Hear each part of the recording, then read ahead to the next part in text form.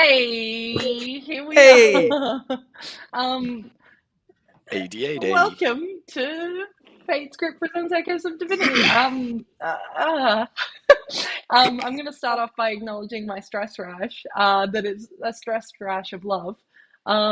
Because thank you to every single person in the chat that's donating stuff and gifting subs and stuff like that. And um, thank you. I haven't DM'd this campaign in a little bit, so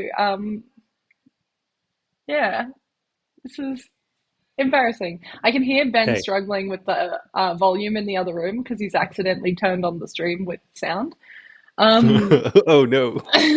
but this stream wouldn't be what it was without the viewers, and also without the people specifically here in the stream this evening. I don't think I say it enough, and I probably need to, but the entire basis of Fate Script is purely enjoyment and like getting to do fun shit with friends and having fun people in the chat is genuinely the most important thing to me personally. So thank you. Speaking of amazing people, I want to take a moment to go around the table and introduce everyone and find out what you're doing, what you're working on. So kicking us off, we'll go in overlay order. Promethean. Wow, incredible. Hi, I'm Promethean. There's a zero in it? Question mark. I do lots of stuff. Do you want to see some of the things I'm doing? And have been doing? Ta-da! The Law Rights. I run my own little campaign on there. Emily's in it. It's super fun. You should come and visit us on Twitch. Hey, look, ta-da! I'm also in Castleton, along with a bunch of other people. That's happening real soon, and it involves like 150,000 people. It's going to be insane. Tomorrow night, ta-da!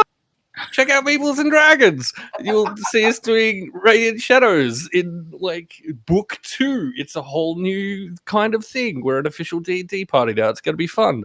And Sunday, and also Saturday, if you happen to be in Melbourne and want to catch some cool charity games, ta-da! That looks like it's backwards to me, but I hope it's not. Split the party at Fortress Melbourne, Saturday, Sunday this weekend, raising money for Game on Cancer. Absolutely check that out. I will be in the final game on Sunday. The end. That was truly so much, and I'm I know. so excited for you. I'm a little overwhelmed by it on your behalf, though. I'm already tired. Yeah, yeah, fair enough.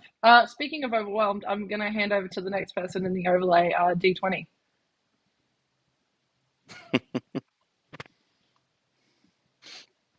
I should take myself off mute then. Thank you, Emily. Thank you, everyone that is paying attention to this wonderful charade. And I feel like a baby bird that needs to be fed. Mm. Anyway, open up. Yeah.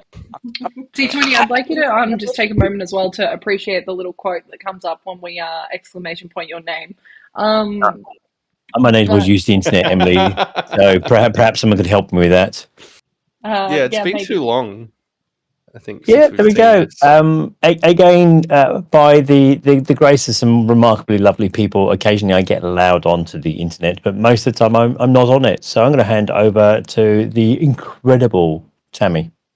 Tammy, take it away. I am going like completely brain dead, which is, really good for what's coming. But I just pop up on random places, basically. And I also would like to mention the charity game is not just if you're in Melbourne, it is streaming on the Split the Party channel. So even if you can't be in Melbourne physically, you can actually watch it on the streams and still contribute to affect the in-person gaming from a distance. Correct. That's a very good point to make, one that I should have perhaps thought of. Yeah, good It one. did not. Matt, I'm so sorry, Matt. But this is why Promethean. Feel one now. Just a pointer. You can press a button. Things happen. This is why Tammy's a superior human. I keep track of everyone's schedules. While you're preparing that, Pro, I'm going to hand over to Ben. Hey, I'm Ben, also known as Blast Powder if you see my handle on the chat. I am with Fate's Grip, along with Emily, who is our DM. You can catch us at 6:45 every Tuesday night, and the odd stream here and there. I am also the guy who brought the awkward sounds coming in before, so I apologize for that. I hope that didn't turn anybody off. I actually don't know if you heard it on the stream. I think it might have noise gated, so that's good. Yeah. Great. How awkward were the sounds? Yeah. And last and definitely least is myself. My name's Emily. Tonight I'm going to be the Dungeon Master. On Tuesdays I am Kalani Lisa Terry, and every other day I'm either playing some sort of video game, BG3 Bardcore, Hot Bards in your area. I'm over on the Law Rights playing Maluhia Redwood, or I'm hanging out and thirst mastering on Thirsty Thursdays, which we need to probably revisit part 2 of the mass debate. Agreed. Hey, last thing I want to do really quickly. We've got to finish. Sorry. Yeah, we do. Sorry. You can't start a mass debate without finishing.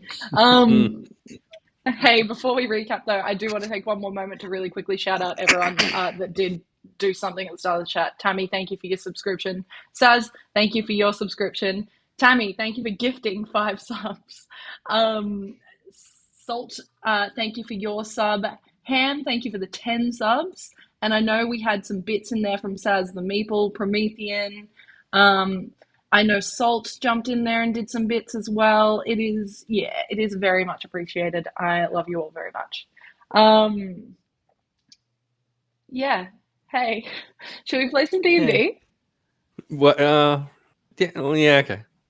The other thing I'll let the chat know, if at any point in time you want to learn about any of the characters here, you can now do exclamation point followed by their name as spelled on the overlay, and you'll be able to take a peek at their character sheet, except for Ben, who didn't send me his. So it says when he sends me the link in brackets. But hey, it's all I failed. I don't have a character sheet, Deetwenty. Weird. Weird about that. But hey, Hey, there you go. Nightbot's got me.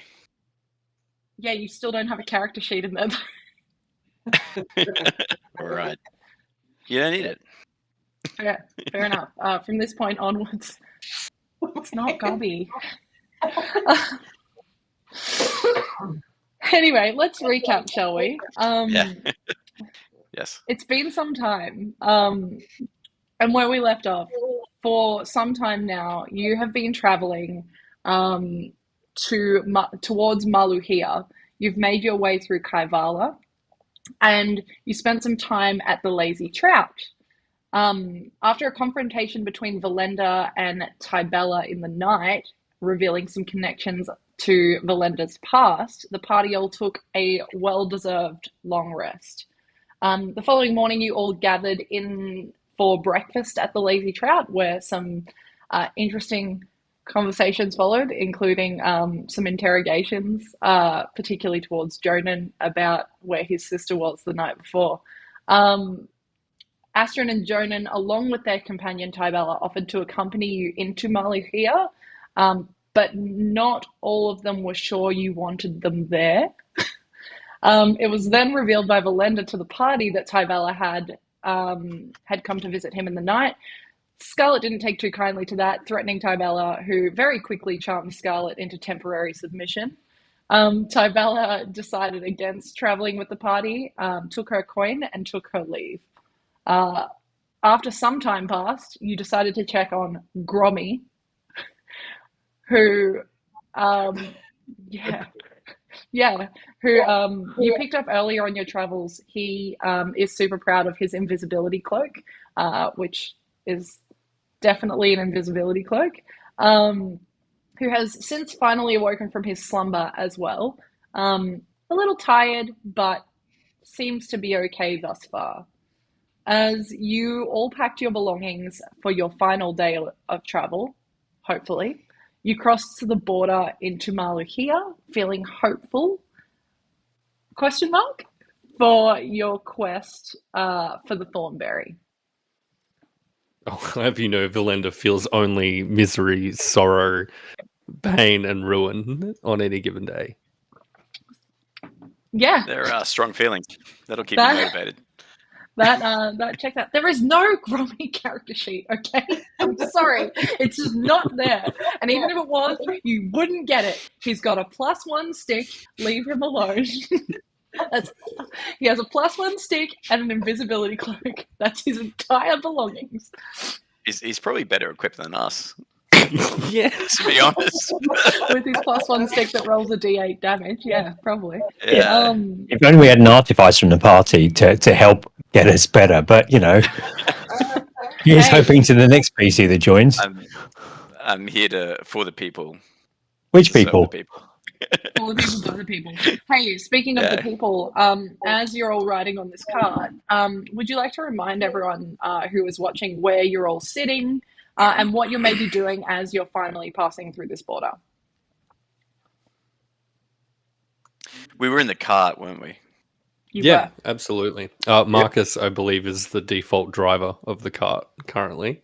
I believe from memory and my poor note taking, I was also up front. I feel like You were had riding taken the interest. horse. Yeah, you were taking interest in a horse for some strange reason. Right.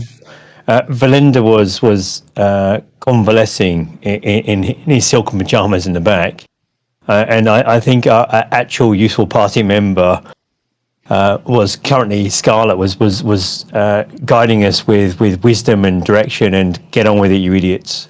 So we were looking for her leadership to drive us through this difficult time of Velendar sleeping with everybody. I thought you were going to say our only useful party member, Grommy, but Who? Yeah. Speaking of, as you pass through the now looking up at it, really intimidating stone walls that border Kaivala and Maluhia, you can see looking up, it spans a long way. Like, you are very aware that anyone who tried to penetrate this building, this structure, without entering through without entering through the legal way, would not be able to do so, not without flight or magical assistance. As your cart passes through, you notice on the stone wall an intricately carved anchor with overgrown vines and flowers draping this symbol. As you kind of look as close as you can in passing at it, you see that the flowers themselves almost have like an iridescent gold tint to them that shine in the light. Underneath, you can also all see a quote. What languages does everyone speak? Ooh. Common, Elvish, Undercommon, and Gith, and also Thieves can't. Ooh. But you know that they can. Good. Anyone else speak anything that is not that? Yeah, I've got common Elvish giant. Cool. Marcus, being somewhat overly pretentious, accidentally cast comprehend languages and then tell the party what it is, because you know if you're going to be a bard, why not be a tosser as well? Well, it's weird because it's actually written in common, and I can still read it though. Written in common is a quote that says, "In order to take, you must give." But funnily enough, as you are looking at it, those of you that can speak different languages, you focus on it for a moment, and while it's written in common, it's almost like you're watching the script change between the languages you all know. Almost like subtitles, I guess. You can kind of see it changing to adapt to whatever language you focus on in your mind, and you get the sense that it doesn't matter what languages you can read, it will read to you in a way that you need it to. As the cart continues on... Can I The logo, does that hold any significance of the anchor? Yeah, anyone that wants to can roll a history check for me. I want to. The end. I mean, you still can if you wish. Ooh. A Hamish 20. A Hamish 20, that's a new one. What was the skill you're after? History, was it? please. History. So I rolled an 8 with a 5. 13. 13. Remind me, 13. What else did we get? Who rolled? 10. Scarlet's not book smart. And She's not going to. Hamish 20. Okay, so you, Velendar, you have seen this symbol before, and you've seen it. You've seen it relating to the deities of Damata. And you know that they all have their own symbols. You just can't really piece together which one this might be, despite the fact you're entering Maluhia. Both of you, Ben and Chris, you both understand that this is the symbol of Thalassa, who is the deity that rules over Maluhia. You understand that she is very passionate about trade, and weirdly, despite the fact you're passing through this wall, you know that Maluhia is not really one for borders. The border that you're passing through is Kaivala, and their stricter, more, I guess you could say, pompous regulations. So you're getting the sense that you are feeling welcomed here. Chris, or sorry, I should say Marcus, specifically, you are aware that Thalassa is the youngest of the deities, and is a little bit more chaotic than the others. You do know that she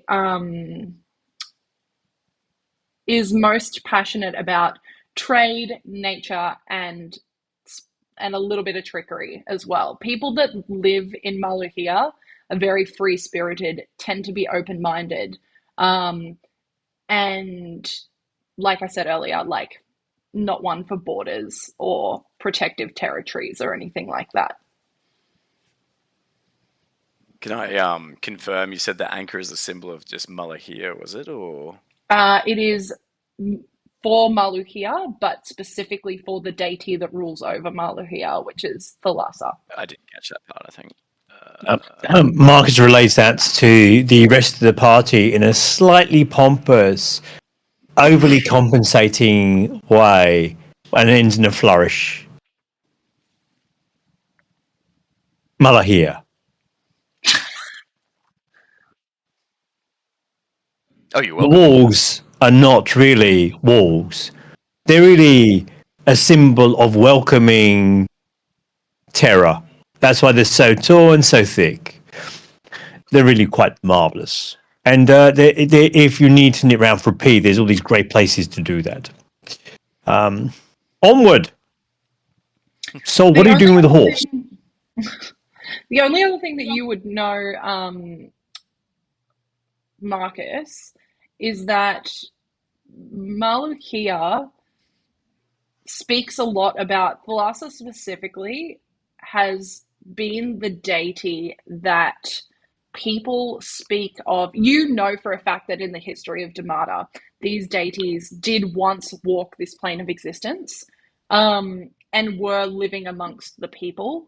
You are aware that Thalassa specifically is the only one that people still rumor to have caught sight of walking this plane. A lot of it feels skeptical, and a lot of it feels like more boasting or, as a bard, storytelling. But there's almost that slight undertone of, but what if?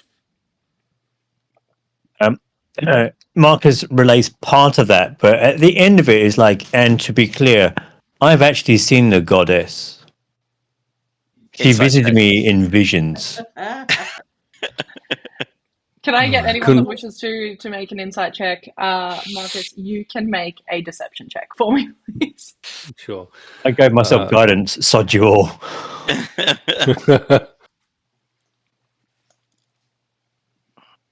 Yeah, 19 on the insight. Oh, Yeah, something good. well done. Well done. 7. I got a 17 and a 5, so 22. Why are you rolling at advantage? Hey, me? No, Yeah. he adds 5 to it. Oh, right. No, I didn't roll with advantage. Yeah. Okay, good. What did you roll, Marcus? A smug bard managed to get a 24. Oh, Ooh. You all are listening to this, and you've been traveling with Marcus for some time now. You are aware that he, every now and again does say something, and you're a little bit like, yeah, all right. Velendar, there's still a part of you that, like, even though you trust the words coming out of his mouth, you kind of go, maybe, yeah, all right. He seems like he's telling the truth. Sol and Scarlet, you're like, holy shit. This guy, he's seen Thalassa. Actually, though, I couldn't imagine anything worse. Imagine being a deity and being judged by that kind of power. No, thank you. Dreams, And what- dear boy, dreams. Dreams and visions of a goddess. do I know what Thalassa? I know that you told D20, but do I know what Thalassa is the god of? With that history check, you feel like you might have read it somewhere, but you just can't recall at this point in time. You've read a lot at this, like you've done your searching, and at the moment, this is not something you can pull from the old noggin. I'll look at him. Anyway, I don't speak of it, soul. Only to dear friends like yourself. I don't tell any other soul. And even even Remy here, wouldn't normally say that to him, but he was in earshot. You've truly spoken to her. Communed is the way I look to it, soul. Communed. If I could play a game, I would love to understand some of that conversation. It might help me with my practices. Okay. Probably not to be spoken of on the open road, perhaps in a darker room somewhere after several drinks. But moving on. Yeah. You make your way through, and the as the cart kind of continues, it very quickly becomes this little cobblestone path, and it's almost a blend of grass and sand underneath this path.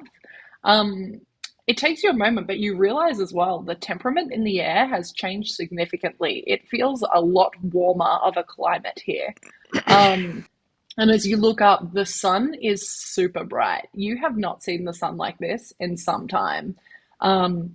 It feels good on your skin, unless you don't like the heat, and then I guess this feels absolutely terrible and you're hating every minute of it. How hot are we talking about? Like we're talking like 26 degrees Celsius. Because I've got a scarf and a leather jacket. I'm going to start loosening that up and take my leather duster's coat off as well. As we get deeper and deeper into the, I assume, jungle. What is the environment? It's not a jungle, it is actually quite open, but the trees around here kind of go from your foresty style trees to you start to actually like go past these trees that have fruits and nuts, and they start to look a little bit more tropical as well. This entire environment is unlike anything you've seen anywhere else in Damata. It feels kind of like a holiday destination as far as all things considered. As you are making your way through on your, let me just make sure I say the right direction, because If that it's could possible. be incorrect. The horse I'm riding's attached to the cart, isn't it? Correct. Yeah. Okay, I can't do that then. If I can I roll a perception check and just like seeing if I can see any herbs or anything that I would have noticed from my books to be able to make in red grunts and stuff like that. Yeah, you can keep an eye out with just a, if you're just like looking as you're passing, you can do a perception check for me. As you're passing through and looking out towards the southeast, you can see in the not too far distance, you can actually see the water that borders between Agora, where you started your journey, to Maluhia. And you can see a couple of what look like transport ships making their way through the channel. If you stay quiet enough, you hear like the faint horn of one in the air as well. But it is quite vibrant as you're passing through. What was your perception check? 7 and a 2 for 9. 9. You see some fruit. Looks cool. It's red. Do I know what the cool fruit is, or? Nope. Not with that I'll probably perception leave check. it then. Yeah, I'll not dismount and continue. Yeah, cool. As you're passing through, it becomes busier as well. You start to see people, traders wandering about. You see a couple of travelers here and there. You see what look to be a couple of people pulling some carts coming from the direction of the channel. In the distance as well, you can see some mountainous terrain, but once again, it's not like the mountainous terrain that you've passed through in Kaivala. It is more like no snow caps, no nothing. It looks covered in trees. Even in the air, you can smell like this light sweetness. Like it's a strange place. You, Scarlet, have been to Maluhia before. You remember that you met Antara here when you all set out on your troop. So to you, this is all very familiar. And there is that sense of nostalgia and good times that kind of hits the pit of your stomach from when you last passed through this border. Is there anything anyone would like to do?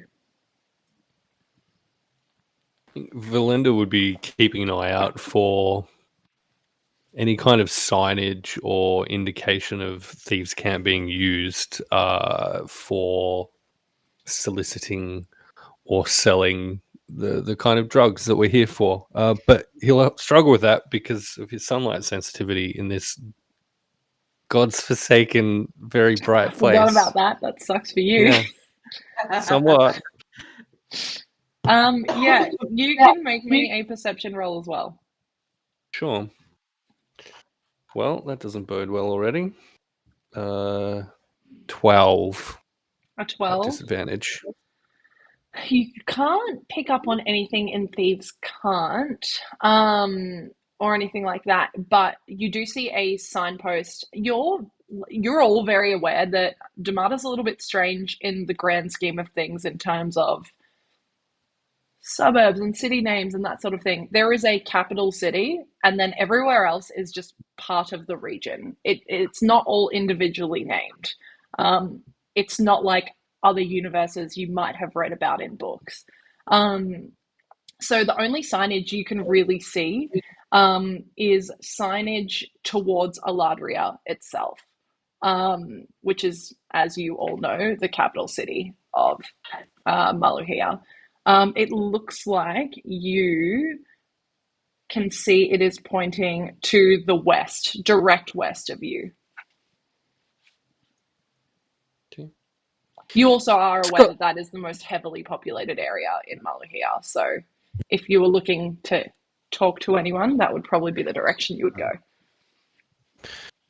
Scarlet, would I be right in thinking Eladria makes sense as the most suitable location where one might acquire the kinds of drugs that we are trying to find for our benefactor?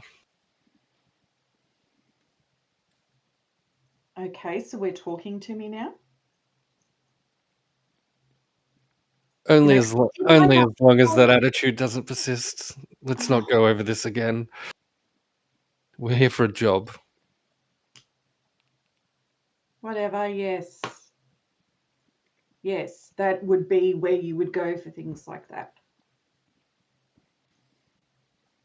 Velendar will like bang on the roof or framework of the cart and yell out to Marcus, "Take us onto the city." Right, you are. Cool. Which city? Do you even know where we are? We're in a place I'm not enjoying very much at all. Why don't you come out here? Why don't you come out here and the fresh air? I mean, literally, my shirt, I've had to take it all the way down to the navel. I am absolutely not coming out there.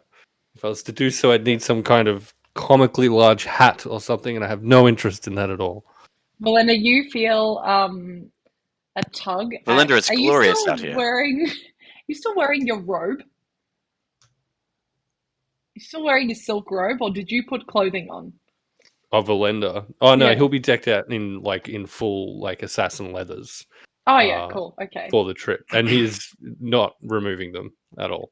Great. So you feel a tug at your leather jacket, and when you look down, you see a blue kobold hand looking at you and tugging on your jacket, and they just look at you, and Grommy says, if you want, you can use my blanket, and he holds out the invisibility cloak to you. First time that Velendar's had an opportunity to investigate this alleged invisibility cloak. Yeah. Okay, yeah, then Velendar will absolutely take it for that purpose. And Grommy will say, you can put it on your head if you want. Thank you, Rodent. I mean, Grommy. Can you make an Arcana check for me, please? Sure. It's a 19. Yeah, great. It's weird because you're not super magical, but being around these people makes you feel like one day you could cast magic if you really put your mind to it. Like if you buckled down and studied at the university that no longer exists. If I only applied myself. Yeah, if you only applied yourself and weren't a disappointment to your parents, you could probably get away with it. Ouch. But hey, where's the lie? But you feel like you know enough that, particularly having seen magic be cast around you as of late, there is almost like a veil sometimes that comes with magical items. Like something looks a little off or shimmery about them. You can sometimes see this magic.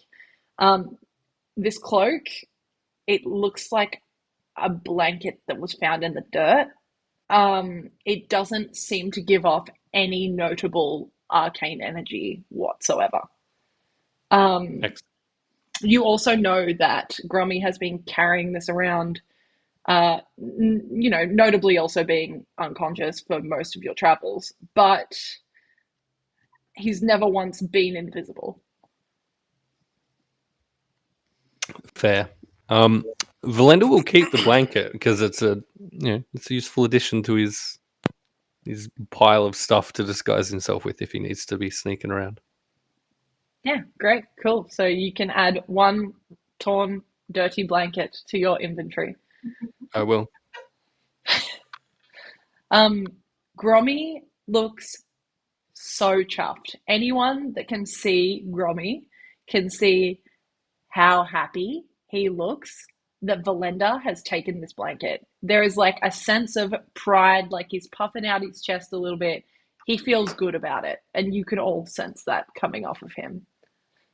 Has he left the cart? Like, we No, can see him outside? No, he's just sitting inside the cart at the moment. Right, okay. All right, Marcus, should we deliver our companions towards the city, or? Probably there's a moment. DM, the apparel that everybody's got, do we stick out like sore thumbs? Well, some of the parties stick out like sore thumbs. As you're kind of you're riding on this cart. The diversity in the people that you are passing, you see people in, average adventurers clothing, some more worn than others. You see a couple of people in grander clothing. You see one woman that looks like she's wearing like this beautiful ornate dress. You get the sense that there is not a standard dress type within Maluhia as a whole. So while you kind of have that thought, it's very fleeting. Knowing Maluhia relatively well as Marcus does, I'd like to take us to somewhere that is a reasonable part of accommodation and close to the kind of wine centre itself, because this thing was being shipped through. So, and lean to the back to Scarlet, kind of push it across and say, there's any advice that you have in this town? Do you have any experience in Maluhia? I've been here before, but I mean, most of where I've been has been sort of the more underground's not the right word, because it's not actually underground. Like, this was where I used to started out in cage matches and stuff like that. So where I used to stay was not necessarily the most reputable places. And that, my dear, was where I was going with. Are you a recognised figure in this locale to certain people? Would you be? Well, you're very easy to pick out in a crowd, but I'm wondering if you're, known. I don't know. I mean, I used to fight here. And then I joined the circus, and I've been here with the circus as well. So I've done both competition fighting and display fighting here. So I've, performed in front of different kinds of audiences, but I don't know if I'm well known or not. At this point, Astrid, from on top of the cart, those of you inside of the cart would just see her, similar to how a kid hangs off furniture. Her head just pops down and looks into the cart, and she says, Scarlet is being very modest.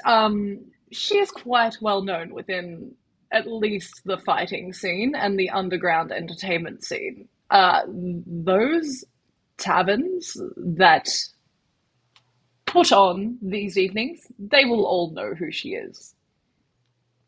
Thank you. I was looking to see if we could perhaps use Scarlet's fame to push along some of the conversations, if you don't mind, Scarlet, because it just helps us mask some of our questions with someone of your stature coming in. Oh, yeah, sure. That's fine. Marvellous. But we just need to stop off and buy a few things. Scarlet. I won't be known here as Scarlet. Oh. Which nom de guerre are you using? Just use the name Cherry. Like, my actual full fight thing was Cherry Bang, but just use Cherry. Done. Was there a particular colour that Cherry wants, as in the colour cherry, or was there anything particular? So one thing Marcus would have noticed about Scarlet is she always has bright red scarlet lips, as if she's using that very bright classic red lipstick, but there is no makeup. That's just how her face is. So if you a trademark feature. No, brilliant. Saul, if you see any beautiful red tarpaulins or sheets or blankets, shout out, dear chap. Of course, I'm looking to deck up the wagon to just make it a little bit more visual. Circusy? more of an entertainer's type approach, Saul. More of an entertainer's thing. So I'll after you said that, I'll look up. Do I see any of that? What specifically are you looking for? So really, it's really straightforward. So what I'm looking to do is turn our rather dull and uninteresting card into more a showpiece DM. So I'm going to get Saul's keen eye to look for red tarpaulins, and I'm also looking to make it a bit darker for Velendar, because as much of an arse Marcus is, he's not that much of an arse, and he wants to make it that little bit darker for Velendar. So I want to get a thick kind of top that's think of it kind of that kind of deep red linen you get, so it's breathable but it's got shade. Yeah, cool. Can I get anyone that's looking to make a perception check for me, please? Yeah, I'll stand up on my horse and see I will aid. I'm sorry, are you standing up on the horse? Yeah, like so in the stirrups, or are you climbing onto the back? In the stirrups, so Okay, like great. trying to get better advantage. I was going to say, I was becoming another performer. Speaking about performers, you can go down. Oh. I got 18 with an 8, so 26. Yikes. Give me one sec. Show me those cherry tapoles. Tapoles? What do you call them? That's the wrong word. So you see, as you're kind of looking out for any structure or trader, and you are passing by quite a few people, the roads here are busy, in comparison particularly to Kaivala, which was Ghost Town Central. And the one person that sticks out to you is a farmer, or someone that looks like a farmer. They're wearing like tattered overalls. He's got like graying, long, wavy hair that hangs past just his ears.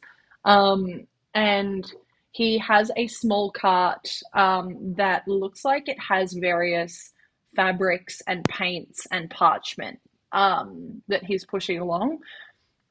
Also kind of circling him, you see 3 young children, and they are like throwing rocks at him and like just general tomfoolery. They're all kind of laughing with each other, and you see one of them is looking like they're about to sneak up on him and swipe something from his pocket. Excellent. Just general tomfoolery, assault and robbery. Yeah, assault and robbery. That's what I was thinking. We're in a fantasy world, okay? These kids. How far away is he? How far away is he? Yeah. He would be about 20 feet. I really don't. I don't know if this will work on this way, but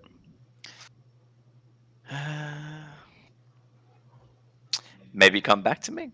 Okay, well, as you're like preparing something, one of the kids runs up, steals an ink pot, and smashes it onto the ground, and starts laughing and pointing at this this human man who just stands there, and he's like, How far? Yeah, 20 feet. So if I see that, I'm sure it wouldn't be a big. Oh, wait, the horse is attached to a cart, isn't it? yes. I'll and I see this. Yeah, you all do. All right, I'll jump off my horse and While it's go moving? well, it's not moving very fast, is it? No. Through a town, probably not. I guess Yeah, it would cool, be taking great. it Be easy. like a trot, wouldn't it? Yeah, cool. Yeah. Good to know. Uh, I was gonna say you can tuck and roll. Yeah, at full gallop. yeah. I'll jump off my horse and. You all see this, by the way. Sol doesn't say anything. He just jumps off the horse after you've watched this ink pot get smashed into the ground. How far are the children away? The children they are moving, but they're within like 5 or so feet of him. So How far away from us, DM? So anywhere between like 25, sometimes they get as close as 10, depending on how they're moving. So, sorry. No, go so. If I can, after the question that I was asked, I'll point at the elderly gentleman that looks like he may have the things we're looking for. And I'll jump off my horse and move up. And these children, can I roll an insight? Do they just look like brats? Yeah, roll an insight check. While you're doing that, what were you going to say, Marcus? As Saul's going off heroically, is striding towards it. Marcus just casts a quick. By the way. Yeah, no, it cast that, and kind of has this kind of just something between his fingers and thumb, which is a little bit of fleece that is there, and then with his little finger gestures the impish-looking child and points to him, and the child has a minor illusion where he turns the same color as the ink. Oh, okay, great, cool. I'm gonna roll a dice. What was your insight in the meantime, please, Ben? 17. 17? Yeah, they look like absolute little shitty kids. They don't look like they're like gonna murder this guy and steal all of his belongings, but they do look like little shitheads. I'll walk up to the kids and I will bugger off, you little peasants. Okay, so like as you do, two of them start laughing and like running back towards this elderly gentleman or behind his cart. The other I'm serious. I have a cobble in the back here who hasn't eaten for several days. I'll feed you to them if you don't bugger off. One of them who like just stops and doesn't immediately react to you, looks down at their skin that has gone bright red, and I'll point down and look at him and be like, he loves the red ones. He starts screaming. He gets really, really scared, and he runs off and hides behind the cart too. And our cart or his cart? The elderly gentleman's. The elderly gentleman's cart. And you see this elderly gentleman. He like lets out like a slow laugh, and he goes, So I'll turn to him like, wait, is he with you? Are they with you? Huh? These children. You're still like 20 feet from this guy, or like more like 15 now. He's like, young sir, you're going to have to come closer. I'll keep walking forward as I have this conversation. I didn't hear a thing you said. It's the gout. Are these children with you? Gout doesn't hurt your ears. What do you... Oh. It's gout of the ears. That is what my late wife told me. As I approach, are the children dispersing or they? Nah, they're like, now they look like they're pocketing some shit from the cart. Oh my god. Young gentlemen, thank you for coming to my aid. I am Steve, and I am forever in your debt. I see you have... What? No, you won't. No, I'm joking. I would like to introduce you to my 3 children. This is Soren, Sigmund, and Farron. I wanted to name him Darren, but my wife liked an F. So these are your children? Well, only 50%. I can't give them all of their DNA. I'll be like, why did I choose this guy? We're riding on, by the way. Yeah. After that, I'm like, oh, well. Can I interest you in some parchment? Has he got any of the stuff that Marcus asked me about? Looking at the cart, and spicing it up a little bit, maybe throwing some theatre blacks in there. Yeah, absolutely. You see a bunch of different types of paint. Like you feel like if you wanted to paint the outside of the cart, you absolutely could with these paints. They do come in smaller pots, so you're not going to cover the entire surface. But if you wanted to paint something on it, you could. You do see a couple of different types of fabric. Nothing that's like a dark black or grey color, but you do see a material that is quite thick. And you feel like if it was draped a certain way, that it would provide at least 50% more shade than what you're currently getting. How much for the tarp and the paint? The tarp I will give you for free. The paints, however, I brew them myself with all of the skin and bones that I have left in my body. There's no lead in it, is there? That is highly illegal. I will give it to you for a gold piece.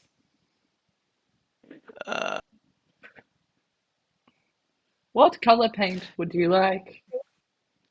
We're looking for red, and the tarp's already white, isn't it? It's like more of a dark cream color. That'll do. If you have any red paint, I'll take that. He looks at his the chart tarp, that's covered in red ink, and he's like, the closest thing I have to red was that color. I can give you a hot pink, though. Look, this is awkward. I'll just take it. Whatever you have there is fine. Okay. Take it all. Great. He starts to gather together a couple of different paints for you. It's kind of like going to Bunnings and getting sample size pots. You know. As he's doing that, I don't have the patience, so I will shuffle around and be like, "Is this the paint you're asking that you're selling to me?" Please don't touch the wares. I am gathering them for you. And he puts together a bright pink color, a really dark emerald green, a cobalt blue, and what looks to be like a yellow that was once yellow, but is now kind of like a weird brown color. As he's doing this, I'm going to pay special attention to the children. Well, one of them is still red, unless they're not Marcus. Great, cool. How long does it last? Yeah, how long does it last? So this was all in aid of making Velendar more comfortable, yeah? Yeah, I still need to wash your shirts, I'm pretty sure. Excellent. I feel like you do that every morning, and you do such a good job. I think Velendar then will have slipped out of the back of the cart. Has no interest in helping this old man with the children initially, but he does have an interest in making sure that the aesthetic is going to suit him, and will trundle his way up to these two, very poorly trying to negotiate a transaction of ink. I'm going to look at Velendar and be like, if there's a way to portray something, I'd be like, I wish I could be you right now and not care about these people. Insight check. Sorry, this thing needs to go. That is rolling terribly for me. Okay. Good. You look at Velendar, and for a moment, interaction. Like, I mean, you look at Soul, Velendar, and for a moment, sigh at him. You know, it's been a really long time since you've seen your family, and in this moment, you think that Soul could be your dad. Wow. That's a weird insight. Velendar immediately gives Soul the cold shoulder and just pretends that he's not even there. Then you realize he's not your dad because he's a fucking human and you are not. Yeah, correct. Turning to old Trader Joe, Velendar might ask then. It's Steve, actually. Velendar, Steve Velendar. These are his little prodigies running around. Please tell me that you have some black in here somewhere. Dear boy, black is the hardest color to brew. Unless you waste all of your paints mixing them together to make a dark brown murky color that kind of looks like chocolate, but darker and less enjoyable. That seems very much like it would be brown. I'm almost certain I asked about black. I'm sorry you can't deduce what I am trying to tell you, and that is no. Excellent. Look, how Can much I for interest everything? you in a cobalt blue? Sure. I'll take the entire stock. If you would like everything, you can have it for 2 gold pieces. Perfect. Thank you. And you Velendar see will... he just like abandons the cart and just goes and starts to walk away. And then Magnificent. he goes, Soren, Sigmund, Farron, home time. We're having lasagna. 2 gold for a lasagna? Wait, I need the gold. And he turns around and puts out his hand. I'll instinctively pull out 1 gold piece because I said I would pay him 1. Velendar, Wow. as this gold piece is offered, then just hesitates slightly, just in case Sol wants to front up for both. I'll look at Velendar and then I'll take the other gold piece out. Perfect. Velendar will take all of the stuff from the cart and head back to theirs. Should we not just take the cart and tow it to the other It's cart? more like a trestle table with wheels. Like, that's what it is. Oh, right. All right, let's take it back. But you could take it. You look at it and you feel like it would fold. It's like a bar cart. It's like a magic trestle table, and when you unpack it, it comes out with everything on top. Taking that with us feels very much like manual labor, not something I'm interested in at all. Geez. All right, I can take it, Velendar. You're fine. You Go back watch to your as little shadowy hole inside the cart. you actually watch as the red child, human child, looks at you all, and you watch as this energy comes out of their hands as they guiding bolt the trestle table cart, and it just shatters. What? And you I watch like your as spirit, young man. Steve chuckles and is like, Counterspell. Baron, that's not very nice.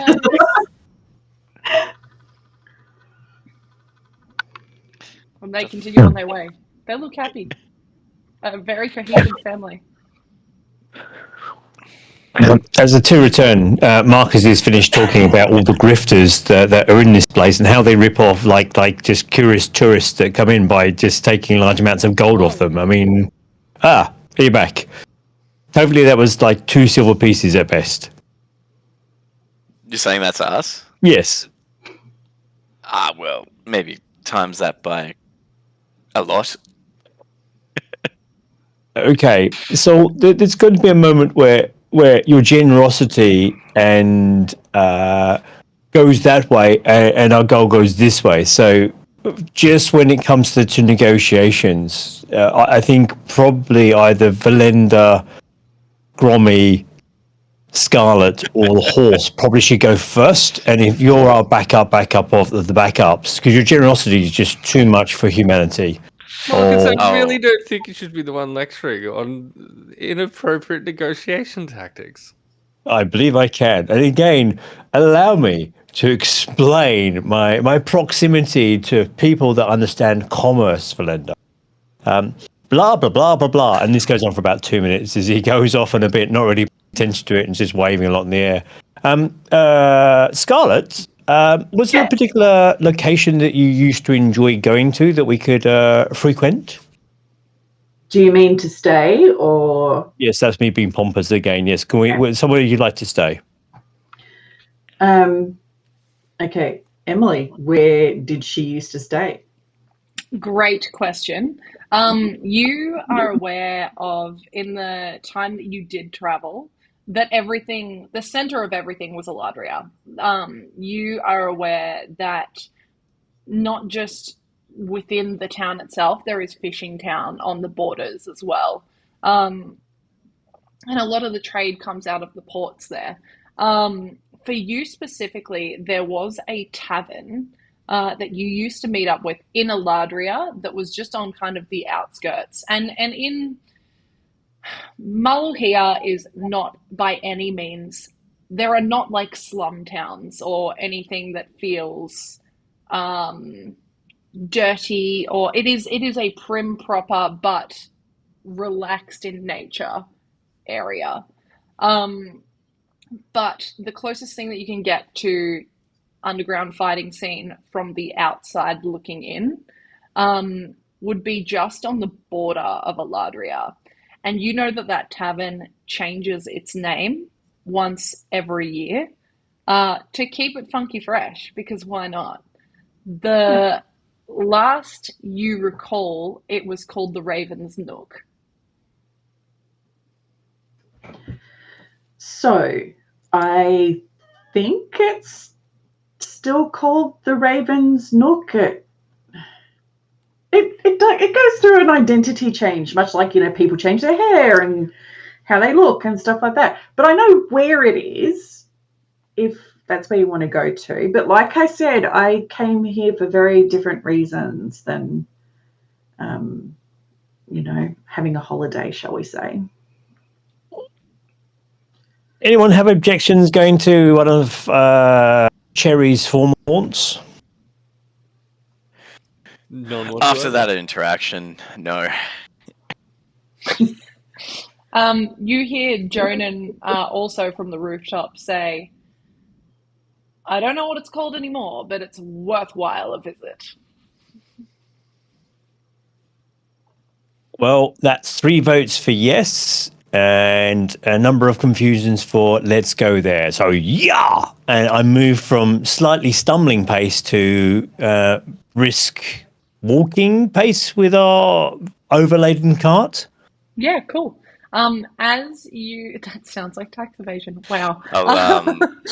Marcus, is it like I've gathered these bits of equipment begrudgingly after that, but is there something you wish to do with it?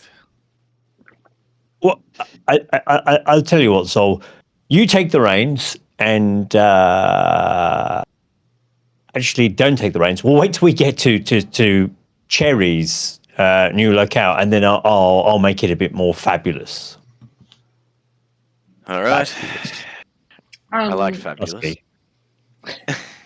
As you this is all happening while you're making your way towards Eladria. Astrid climbs down from the top of the cart and sits in within the back of it, just kind of looking out at everything that's passing. And she looks between you all and she says, so you're all in search of this Thornberry. What exactly is it that interests you all?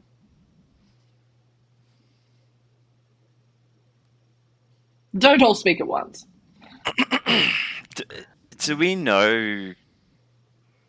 I don't know if we've touched on this. Do they know that we're looking for this on behalf of the Nope. Queen? Yeah, okay. You have been Damn told question. explicitly not to link it back to the crown.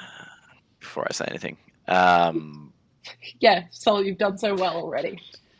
I'm gonna look at Marcus because he's so good at answering things. Because Scarlet was willing to tell them, but other people didn't want them to know. So Velendar will pipe up. I'm always on the lookout for new business opportunities. I'm quite keen to see if this might be a new reason to invest. Or, alternatively, a reason to take out some competition. Are you planning on starting a winery of your own? I like to keep my options open. You don't Can't strike be me as the, destitute wandering through the lands from you day don't to strike day. me as the grape, gathering type. Well, I'm hardly going to do the gathering with my own hands. Fair enough. Do we know what Thornberry actually does to somebody? Oh yes, so out of character. It's like someone having PCP. Right. So you get the hallucinations and all that kind of stuff. Sometimes it will go a little bit too far.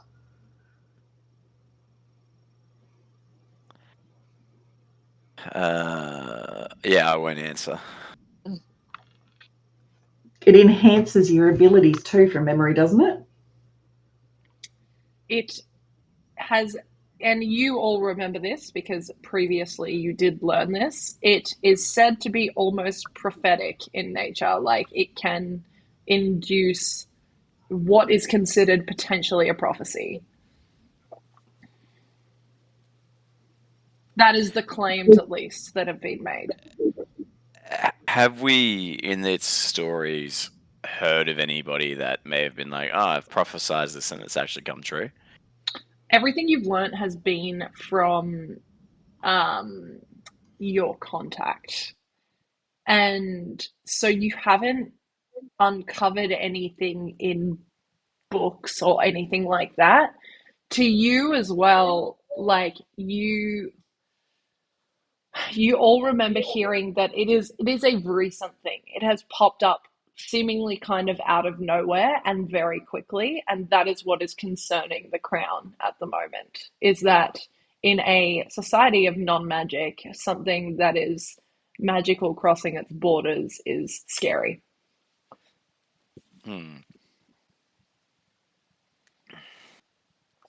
Astrid is like sitting there now looking at you all being really weird and silent.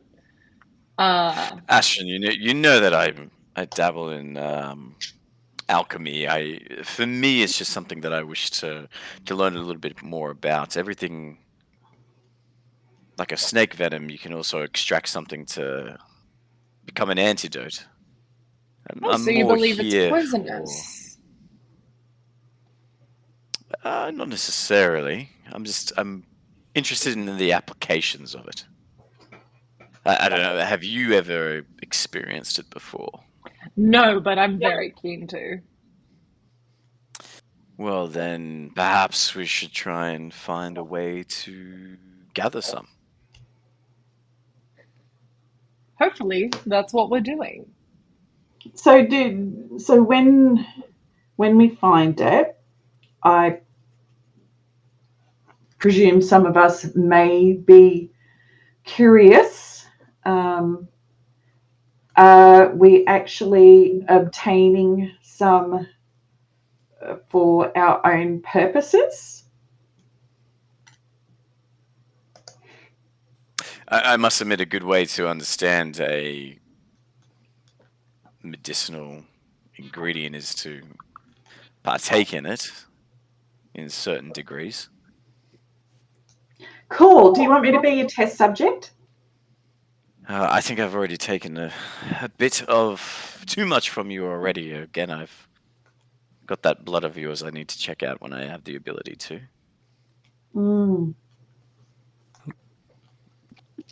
Forgot about that. I'm still probably going to try it anyway, so I don't mind. No, I don't know. Perhaps if I can get myself to a proper alchemy lab, I could do a lot more with what I have on myself, and I'll kind of like gesture towards my bags and whatnot.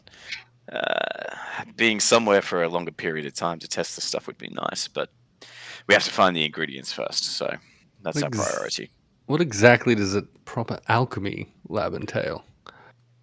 Somewhere that I know I can use proper fire, time, mostly time, perhaps some magic here and there. Who am I can employ that from? But a day or two with this stuff might give me a better understanding. Well, Bunsen burners, test tubes. Are you just making this stuff up now, Marcus? I mean, this is in my head is ringing like a bell that we need to get you to a place and at least try some of this. The twins, and I'm going to have to get used to calling you Cherry now. Cherry, again. Don't call me Scarlet. I'm just talking about like the audience. No, but I'm embodying your character. I'm embodying your character while we're in this. He's a method actor. I'm a method. I think we should definitely draw through and look and try and look at the twins, which is hard because one's on the roof, one's down there. It's like we're up to a bunch of shenanigans, and come along with us for the ride. Well, some of you have had a ride, but I meant metaphorically speaking rather than physically, because this is going to get a little bit complicated otherwise. Anyway, let's just park it here. Always talk this much. More. I'm actually being very quiet at this point in time because we've got visitors, which is mainly Grommy lying on the floor. I don't even understand what you're saying. Good. Okay. That's very good. You're confusing me. A lot of it was shit, Scarlet. Okay. Should we press on then? This entire time you were traveling, by the way, you haven't stopped to have this conversation. It's just like every time you start a conversation, every time we chat. Yeah. I must admit, is anybody else hungry? I'm tired of these rations. It'd be nice to have some. Always hungry. Nearly there. I assume this Raven's Nook would have food, yes? Yeah, and carbs. Lots of carbs. Pull up outside wherever they put this location, DM. Sorry, what was that? Make our way in a slightly more brisk path through the citizens of this place and say, move along. Yeah, cool. While you pick up the pace, can I get all of you to make perception checks for me, please? Yes. Ooh. Perception. Is this a sight-based perception check? It is, yes. You can, if you decide to put Grommy's blanket on you, you can roll a straight roll. Velendar is never going to put that filthy, scummy piece of shit blanket anywhere near his head or hair. So Scarlet, having seen your discomfort, is going to get out of her bag a wonderful pinstripe fedora and hand that over to you.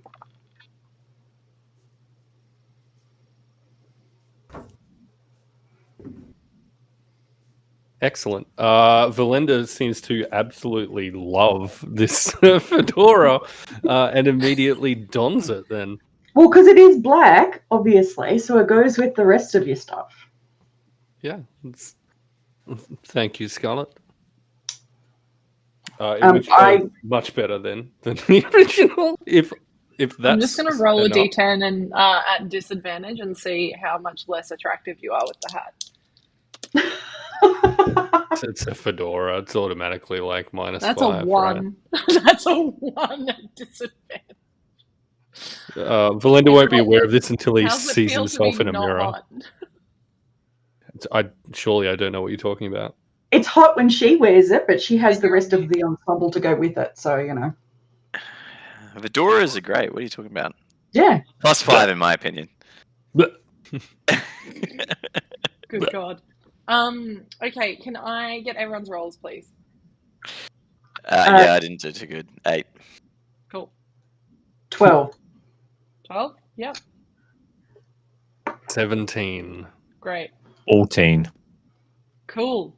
As you're traveling through, Velendar and Marcus, something catches your eye, and it catches yours. Fucking hell. Catches yours. Sure, let's wait. Yeah. Where's your dart? Put that in your hand too. Wow. It's the crushed fedora for me. Yep. Detective Velendar on the case. It's been a It long, stands hard out to day. both of you, Marcus and Velendar, but Velendar, it stands out to you a little bit more because this might be the closest thing you've seen to your aesthetic the entire time since passing the border. And it's not that you see an establishment or anything like that. What you see is two figures. They are adorned in all black leathers, and they are pulling a small cart behind them. Their faces you can't quite make out because they are looking, down at the ground more than anything. And I think with that we might actually take a break. Might take a 10-minute break with that one, where we might go. The fedora broker. Yeah, the fedora just really upset me, and I just need like 10 minutes to recover. I and 100% feel good. understand. Yeah. Because at the moment I'm scared. No. Hey, thanks for hanging out, guys, and thank you once again to everyone who gifted or subbed or dropped some bits in the chat at the start of this session.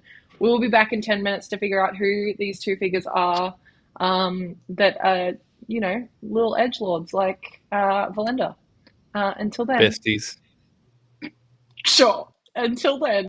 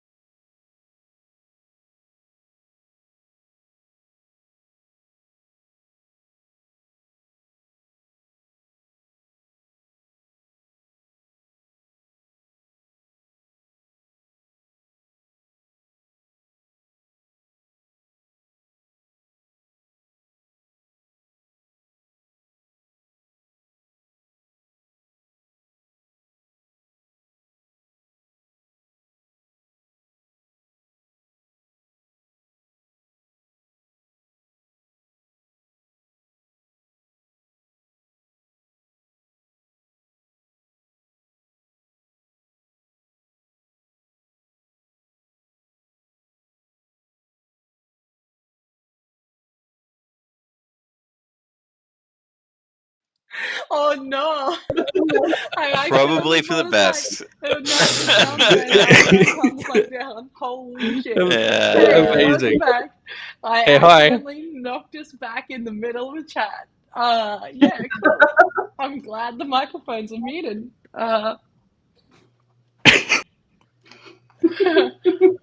This is fine.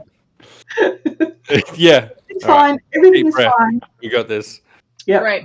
Hey, while I'm recollecting my thoughts, who would like to recap the session thus far? We entered the town of Maluhia, or the area of Maluhia, and we made our way over to the capital, which I believe starts with an E, and I've forgotten what that is because it's no longer Elandra. Eladria? And we're currently looking for drugs. Yeah. It's the synopsis, really. No, we're Not what you're looking for? No, we are currently looking for a place to stay. For drugs. Correct. No, so what's actually happened is you've Scarlet, crossed hey, I'll throw it. Scarlet Yeah. gave Velendar a hat because the sunlight is Oh, yeah, we did get the hat. disrupting his ability to see things. And yes, sorry, as you were. You're not I thought that was the quite most in important thing. Eladria yet, by the way. Okay. You are still on the road. And How many days travel does it take from the border to... you actually haven't Capital? asked anyone that would know the answer to this question yet. Right. So that is something you can ask at some point. But the last thing that we left off with just before we have come back in is as you were traveling, you sped up, you wanted to kind of make haste towards Eladria. And in the process, Velendar and Marcus, you have both caught sight of two figures that are walking. They have a cart with them, and Velendar, they are the closest thing to your aesthetic thus far. As you look at these two figures, they both appear human. They do both wear dark leathers. They are talking to each other quietly, particularly traveling at this pace. You can't hear anything that they say. But yeah, they do catch your eye. Yeah. What would you like to Velendar do? will say, I think, to those in the cart, I'll be back in one moment. Scarlet, thank you again for the headwear. I might just leave it there for now. And yeah, Valenda's gonna scoot out of the cart immediately, go immediately to stealth mode and try and sneak up on these two to get an idea of what their deal is. The cart is moving now at pace. So as you're exiting, I'll get you to make a dex, just a straight dexterity check, not a saving throw. Okay. Can I give him guidance? Do you have the I'm on spell horse in guidance? front. I do have guidance, yeah. Can you touch him? Guiding bolt. Is it a touch spell? I think it is. You touch a creature. It is a touch spell. I touch the cart, and the cart is touching me. I feel like there'd be time. Valenda's not just going to bail immediately. He'll explain that he's about to jump out and check something. So there'll be time. Riding this valiant steed, managed to like turn around, lean back like Matrix style soul, and tap Velendar as he. Wait, we have valiant steeds? I thought we said poor steeds. Yeah, I thought it was a rubbish horse. Yeah, in this moment, though, they're like the Nicolas Cage of horses. Regardless, they're all the 12. Is the other horse a 16. Pedro Pascal? Shut up. You rolled a 12. Yes, bring it to 16 for my dex roll. You like... Oh, okay, 16. Okay, great. Like, you narrowly If escape... the DM will permit, you get an extra 1 from my guidance. Nice. 17. You do avoid taking any form of damage. It is a bit of a shock to you to go from moving to like standing still very quickly. But you do you catch yourself. Are you sneaking on up? Oh, absolutely. Shock or otherwise, yeah, he's immediately just going to go in a full stealth mode. Can you roll stealth for me, please? I can. 19. I rolled very poorly. Hold on, let me just check my modifiers because I probably should use them.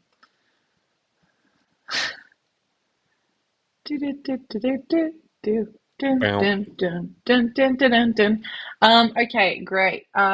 Cool. As you're how are you approaching these figures? Because keep in mind we are in bright terrain. Yeah. So So you are said they had you some kind of cart, right? And that they were yes, looking down. Yeah, cool. they're So talking to each other, yeah. yeah, great. Valenda's going to kind of roll out of this cart, then immediately find either. So we're on some kind of street, I imagine. Are we talking buildings, or is this like market stall type situation? Not even market stall. You're still kind of in open roady area, so it's more trees and foliage than anything. Yeah. Okay. As best as he's able, he's going to try and essentially just stay out of their line of sight. Like Valenda's an assassin; he knows how to Knows how to move. move through areas in such a way that he's not immediately apparent, despite kind of his outfit. So his main kind of thing here is going to be to stay out of their line of sight, and just kind of if there's other people milling around, just try and kind of take on their affectations and blend in with the crowd a bit as he moves towards them to listen in on what they might be talking about. Yeah, cool. You do kind of keep a wide berth to begin with, and you find yourself not necessarily, you don't look like you're like tiptoeing around sneaking or anything. You've done this enough to know how to approach situations like this. And as you get closer, approaching, more kind of keeping the cart as a shield to you. You do hear mutterings very briefly of the discussion about a god of sorts. You don't catch what god or what the nature of this conversation is, but you do hear this quiet chatter about it. Just as you kind of do, you notice one of the figures does actually catch your eye, and it is the figure of a male. Now, being a little bit closer, you see that they have longer hair, almost shoulder length, and just like a braid that is braided from one side of the part to the other, at the front. And he looks at you and he says, "Can I help you with something?" I want to get. Okay, so Valenda's deal while he's in this area is he wants to try and find a link to how he can get in proximity to folk who might be slinging this drug or any kind of nefarious item, like black market type item. Can I roll an insight check maybe on these guys to see if that might apply to these two and whether or not to initiate that conversation? Yeah, go for it. I rolled an 18, so that's An 18. 21. It's tough to get a read on something like that just by looking at someone. But in the moment that you kind of get, sprung or caught, it gives you some time to process the people that you're looking at. And again, it's hard to tell just by looking at someone, but you've also got experience in trying to keep on the down low, but also being able to do that in the open without necessarily looking like a fucking criminal, essentially. And as you kind of look at this cart, you notice that even through the windows, you can't see any of the wares inside.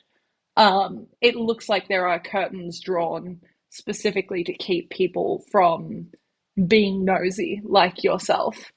So while you don't get a definitive, "Oh yeah, all right, these people are shady as fuck," you do feel like they are not willing to just willy-nilly have a discussion with anyone in the streets about what they do. Yep, that's fair. I think then, in which case, Velendar will respond with, "Greetings. My name is Farius Vermeer, a merchant of renown in distant lands. whilst doing this, though, he's going to be dropping thieves' cant kind of undertones through this conversation, and the question that he's going to ask as he introduces himself to the public listener as a well-respected merchant looking for goods and asking for their advice on where he might procure them is quite specifically, I'm looking for something I can make a considerable profit of that I might have to keep away from the eyes of the law. Can you make a straight charisma roll for me, please? Sure. Because you're basically asking, I'm looking for something dodge that I can make money off, is basically what you're saying. Yeah, 100%. And brilliantly managed to roll 12 for a charisma check. You notice that there is a charming smile that you get from this individual, this male. And you notice now that the person they are traveling with, a young woman, also looks around at you and looks amused listening to this conversation. She too has she's got like dirty blonde hair, and two braids hanging, one from each side. And she looks between you both and looks as though she is kind of sizing you up in this moment, as to kind of what to make of you. The gentleman looks at you and he says, Farius, you say? The one and only. My name is Brandon. This is my partner, Jessie. And while I understand what you're saying, are you usually so brash as to just throw thieves' cant out at anyone you meet in the streets? I'm as brash as I need to be. I will award your bravery, but some might mistake it for stupidity. And you watch now as Jessie, she kind of laughs as Brandon speaks. And she looks at you and she says, is there something particularly that you're looking for? A little bit of this, a little bit of that. Specifically? Anything that could turn a profit, really. I have heard mention of a new up-and-coming experience that I'm sure my contacts in other lands would be quite keen to experience for themselves.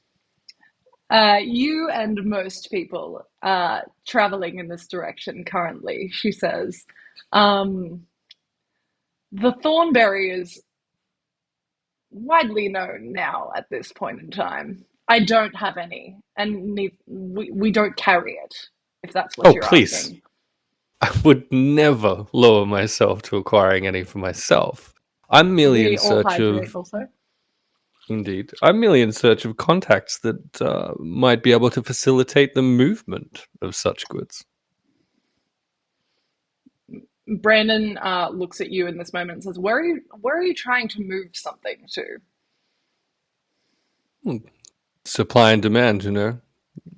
It will move wherever the demand happens to be.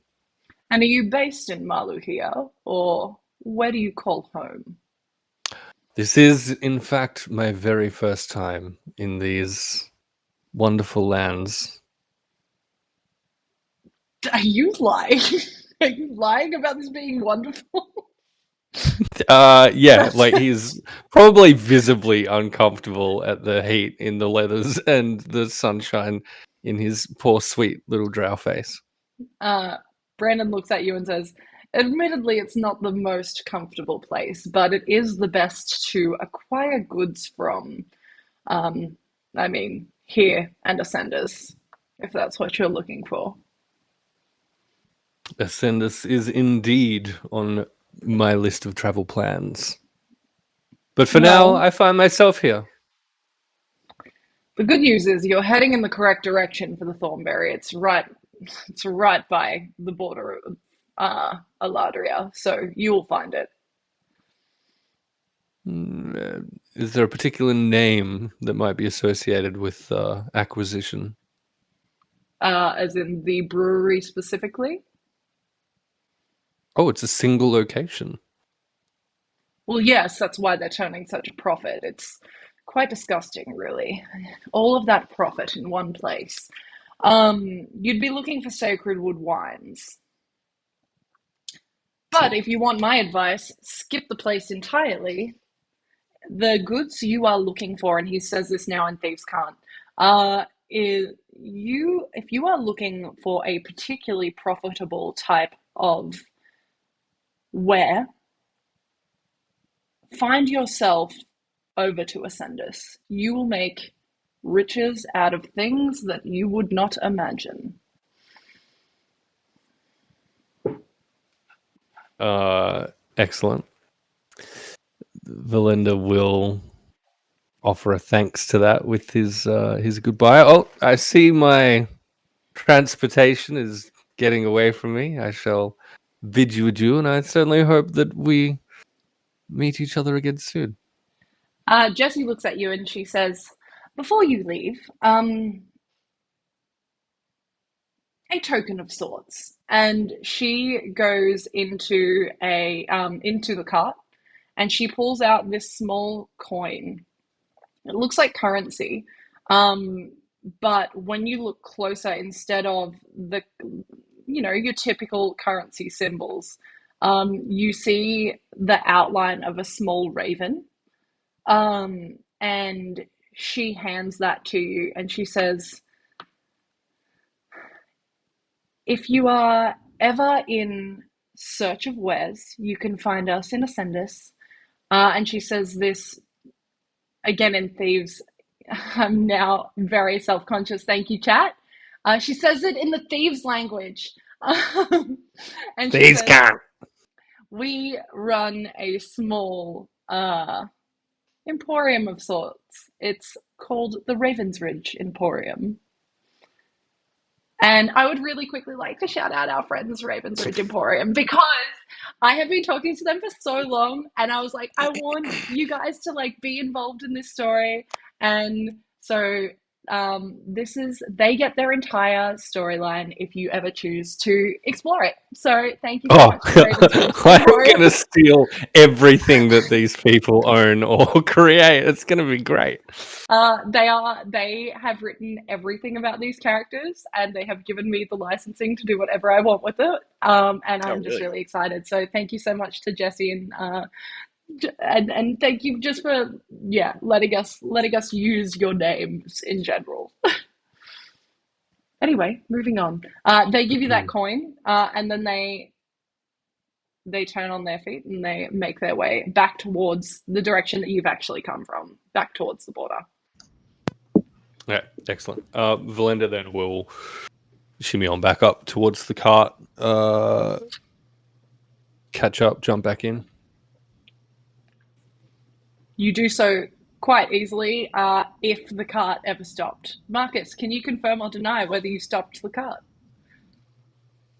Well, given Velendar's kind of and Soul's kind of weird matrix touching thing, it kind of slowed down to kind of let's see if they get to fight and ready to send Scarlet off heroically to save Velendar. But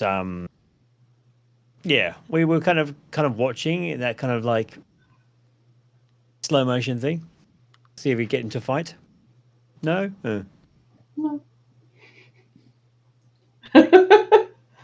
And So, I have a lead on the Thornberry, if nothing else. I think we continue as we were, finding a place of lodgings. And then we will need to find ourselves a place called Sacred Wood Wines.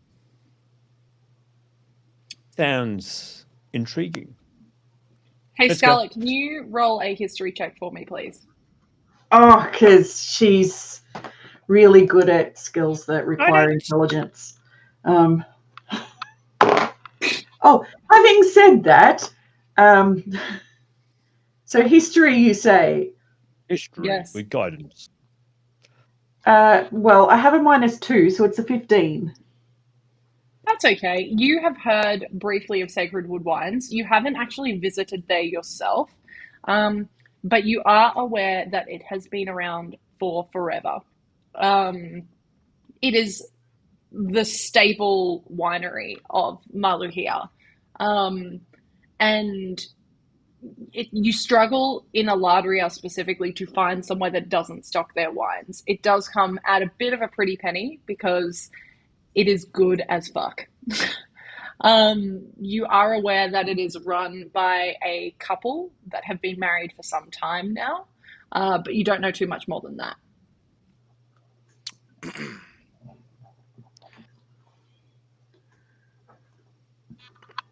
Sorry, DM question. Have we made the connection between Sacred Wood Wines and potentially the Thornberry?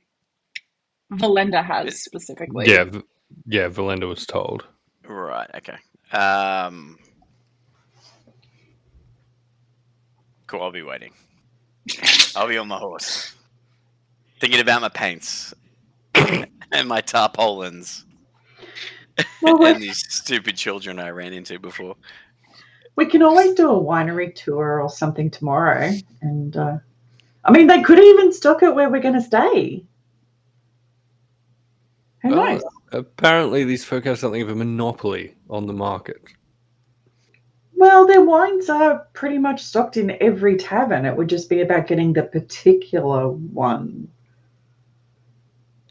If you're wanting to try it, that is. I am absolutely not wanting to try it. That sounds insane. I'm wanting to try it. I see. I'm far more interested in learning a little about who's producing it, under what circumstances. It seems to me your contact would prefer this sort of information as opposed to what it felt like to have the thing. You can do both. You can. Yeah, totally.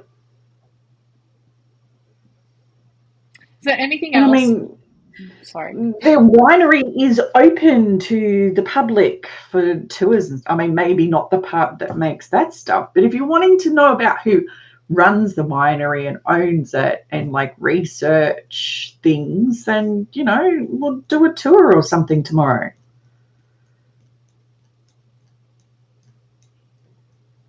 A little bit of tour, a little bit of a snoop. Sounds delightful.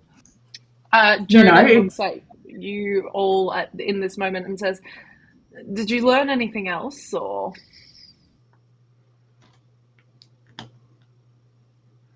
Nothing of particular interest. Cool. So when we go and do the tour tomorrow, are we using you as our representative, or are we wanting to try and use my family name as the representative?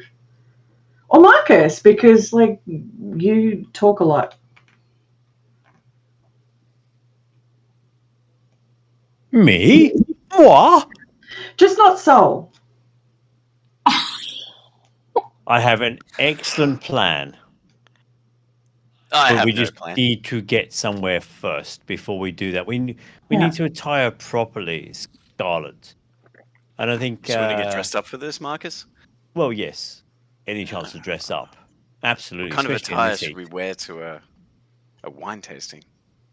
Well, I guess it depends whether you're going in under the guise of I'm here to taste the wine and buy some as a tourist, or whether you're going in under the whole I want to know more about it so I can potentially distribute your wines in my homeland and make money.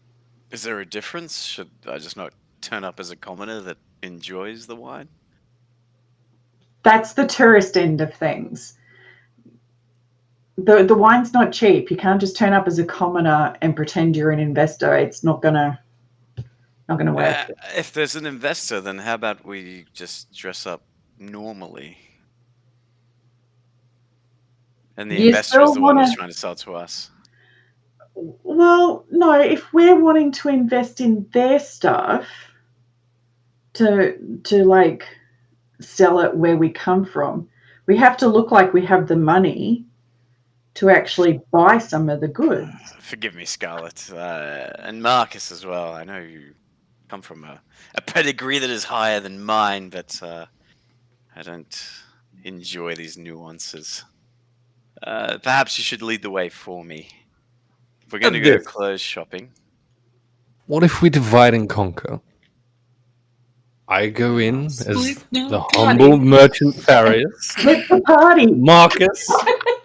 Marcus, you take on board whatever undoubtedly brilliant plan you have. Scarlet, you swing about your family name to see whatever information you can have divulged. And Sol, you can slum it. I prefer that. I don't like being the center of attention, but I might be able to, I don't know, maybe understand a little bit of the winery if I can get into the back of the house. I feel also like we could probably get away with far more while the attention of whoever's in charge of this place is split into 4. After understanding what we've to do, it'd be nice to see what they're using to produce this wine. Are we alone? Sorry, damn question. Is this just You are us traveling talking? currently. We're traveling. Yeah. The new Also, soul Jonan are and with me. Astrid are there. Yeah. Those two are fine. No. The new soul are with me. My approach will be an offer of expansion of their operations. Your expertise in this field could be quite useful to patch over my own shortcomings in knowledge of these things. I mean, I'm not a brewer of wines, but I do understand herbs and things. Perhaps I could... Yes. I think that might be a good idea. Perhaps I come with you then.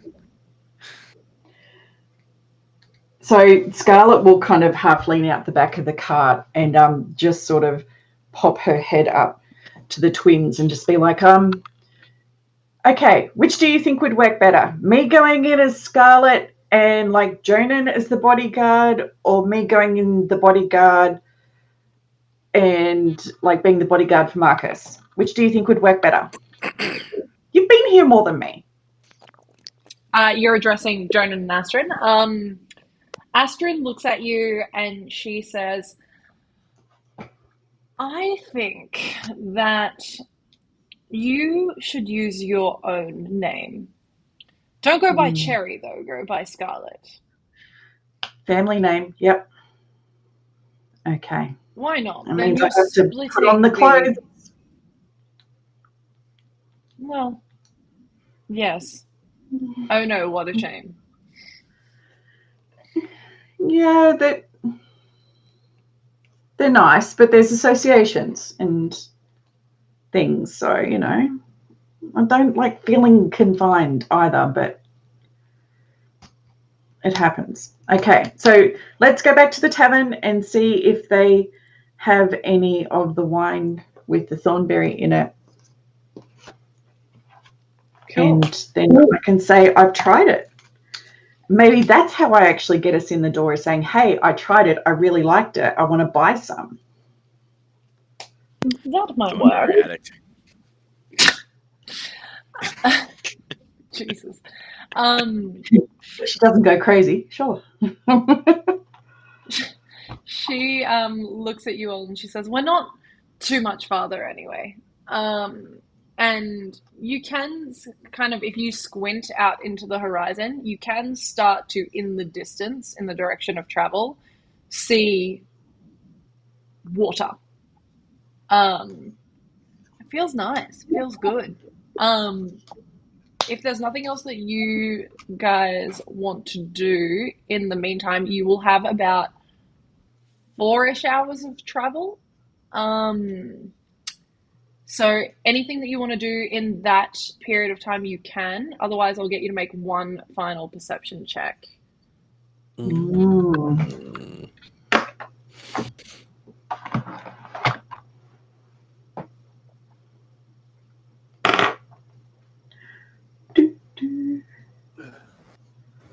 With the fedora back on. It's a 21. 19. Great. I got a 23.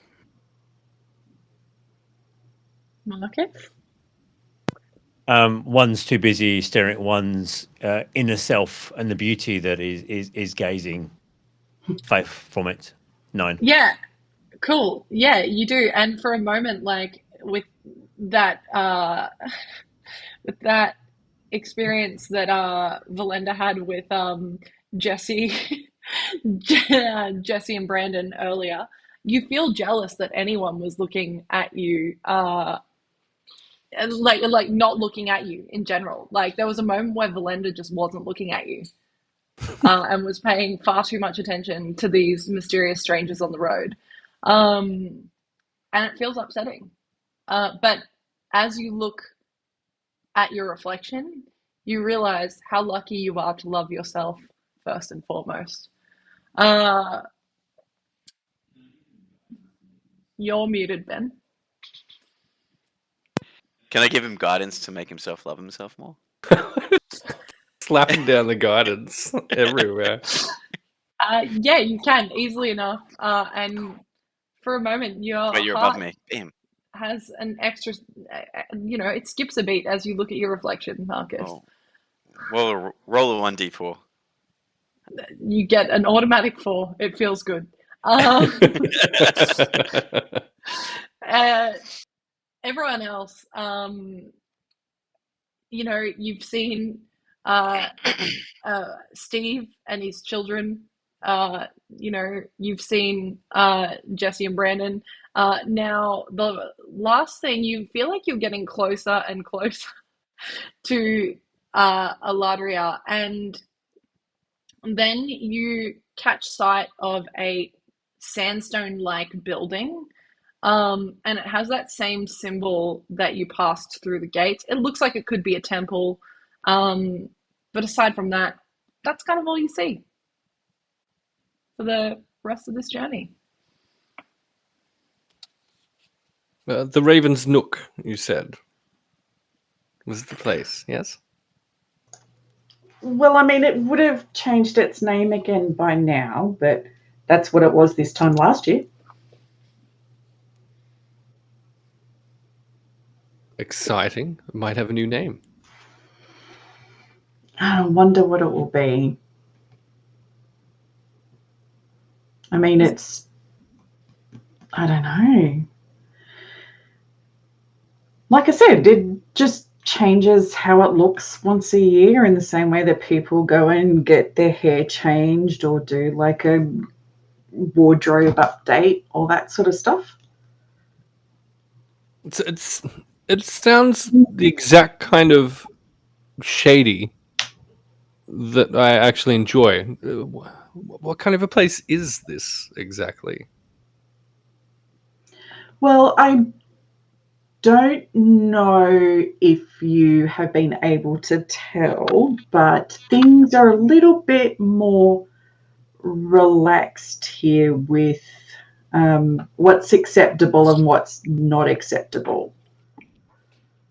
So, yeah, there's like shady people and stuff like that, but it's not like bar brawl slums or anything.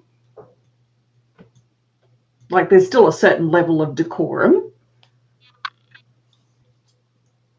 Excellent. But, it's just shady enough that I could find out where all the fights were. I'd be keen to see one of these fights while we're here, I think. What, as in like me take you to a fight or see me fight? Which of the two? Either. There's also heaps of other things here as well. But, I guess it depends on how long we stay here. Like, there's heaps of night activities. So,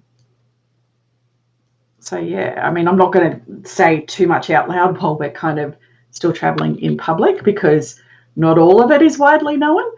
but there's some extra stuff here that you wouldn't necessarily find in other places of the world. Speaking of not wildly known, the two persons I spoke with earlier mentioned some opportunities in Accendus. I wonder if when this is all said and done and we've completed our task and we've been paid, if perhaps we might make our way there and see if we can turn some kind of profit. You have skills, Scarlet, that I find very useful. It would benefit me, certainly, to have you with me if I was to venture there. Well, I mean, I've been there. There is a lot of... Accendus tries to make itself look very prim and proper. There is a lot of things that's unspoken of that occur there. But also the consequences if you're caught out doing those things are a shit ton more severe than here. It's easy. Just don't get caught. And DM, it was Accendus that Tybella said Velendar's parents were moving on, yeah? Yes. In the last session? Yeah, okay, cool. Someone took notes. We also have bakery items named after that by the name of arse buns, but anyway. Yeah. Yes. Ye olde arse buns. You are also aware of the fact. You are also aware. You're also aware of the fact that Jiran is the capital of Accendus. It is also the place where it feels like magic is currently falling out of basically the earth. There, it is shriveling up. And that's like a known thing, yeah? It has been spoken about, yes. Yeah, okay. But they're not really that kindly looking Concerned. towards magic anyway. So it doesn't bother them. Mm-hmm. And as a fascinating note, and I will go through this at some length at some time, it has one of the grimmest landmarks of these wonderful lands, which is one of the biggest cemeteries that runs for many, many distance from there. Mm-hmm. The dead are all over. Is that conversation? I know that that was Marcus speaking just then, but the conversation between the other two, was that out loud or was that DM? Yeah, Velendar's not going to be like shared with the group type volume. Yeah, okay. That cemetery is fine. I've stayed near there.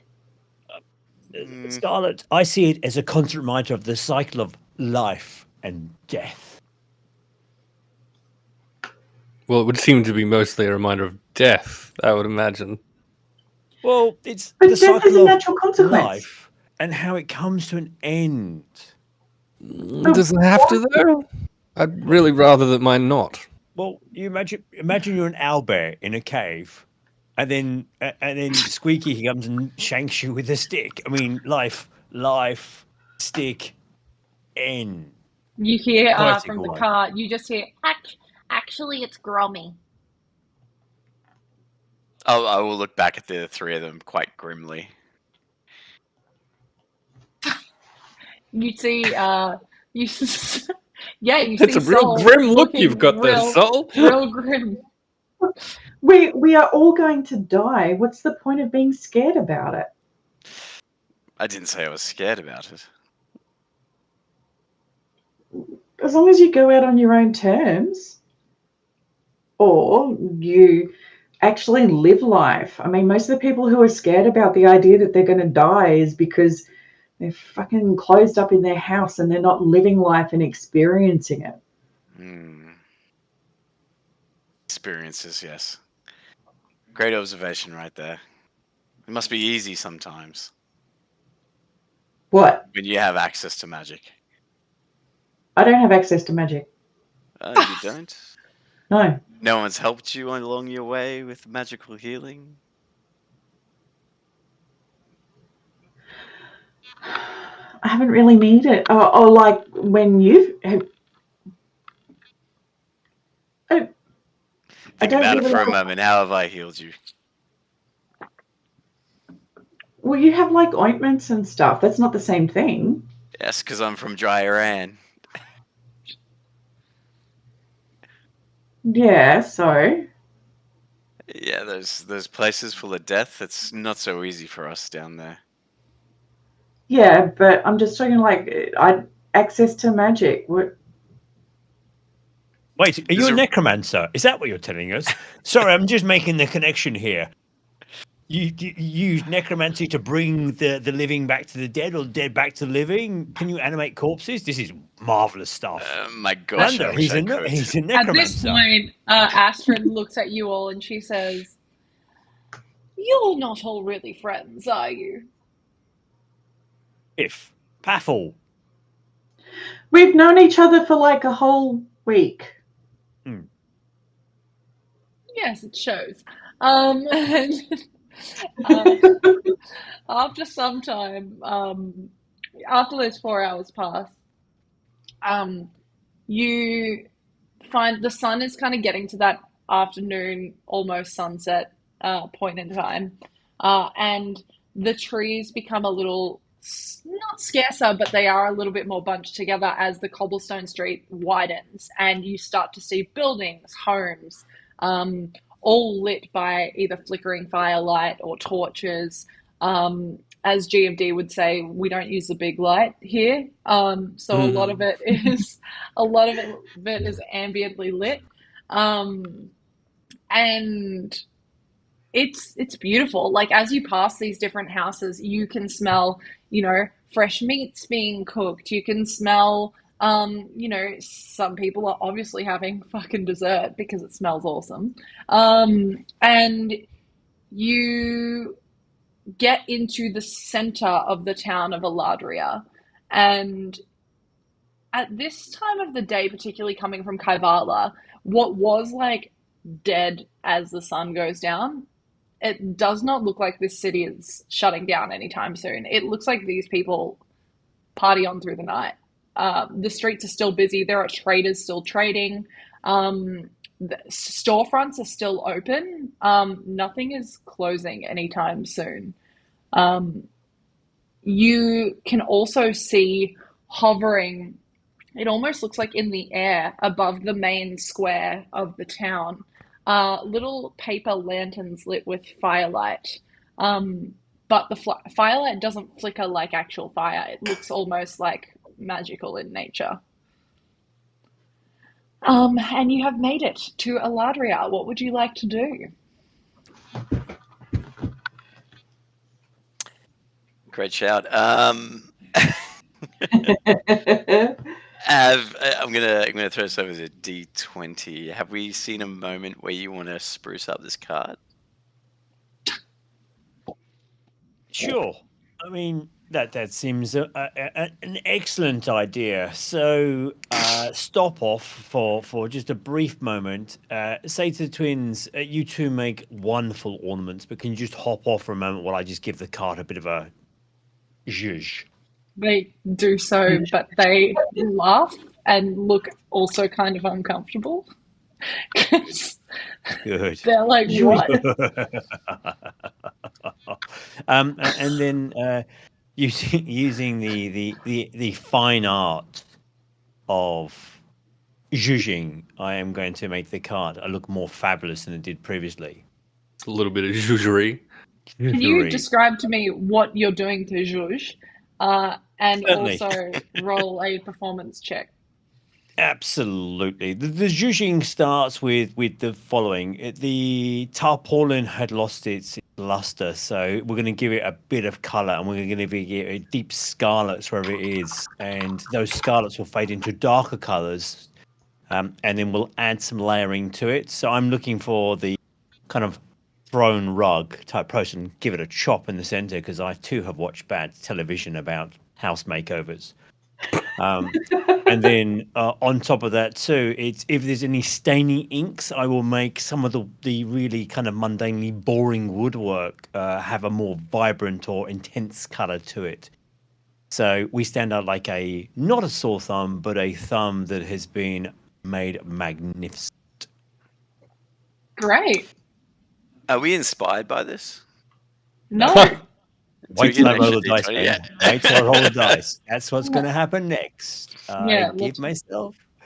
I let the My spirit of home. zhuzhing infuse me and guide myself to do this one.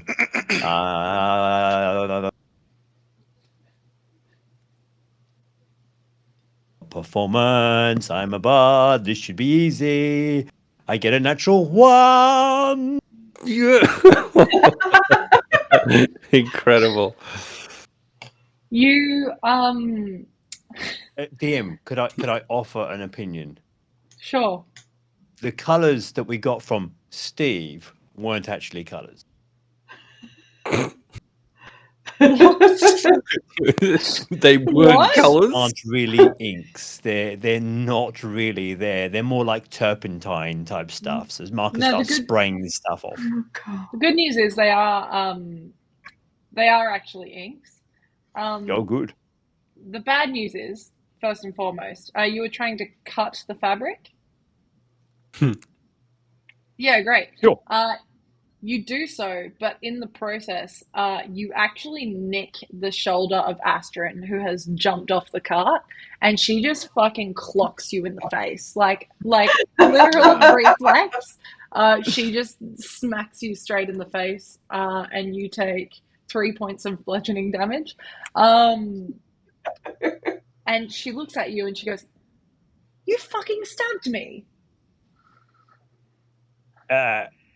Technically, I nicked you and you assaulted me. I mean, artistry comes in different fashions. And you've Okay, got well, like armor on. if you How's could- how's a pair of scissors going to go through? And look at this. Look at this.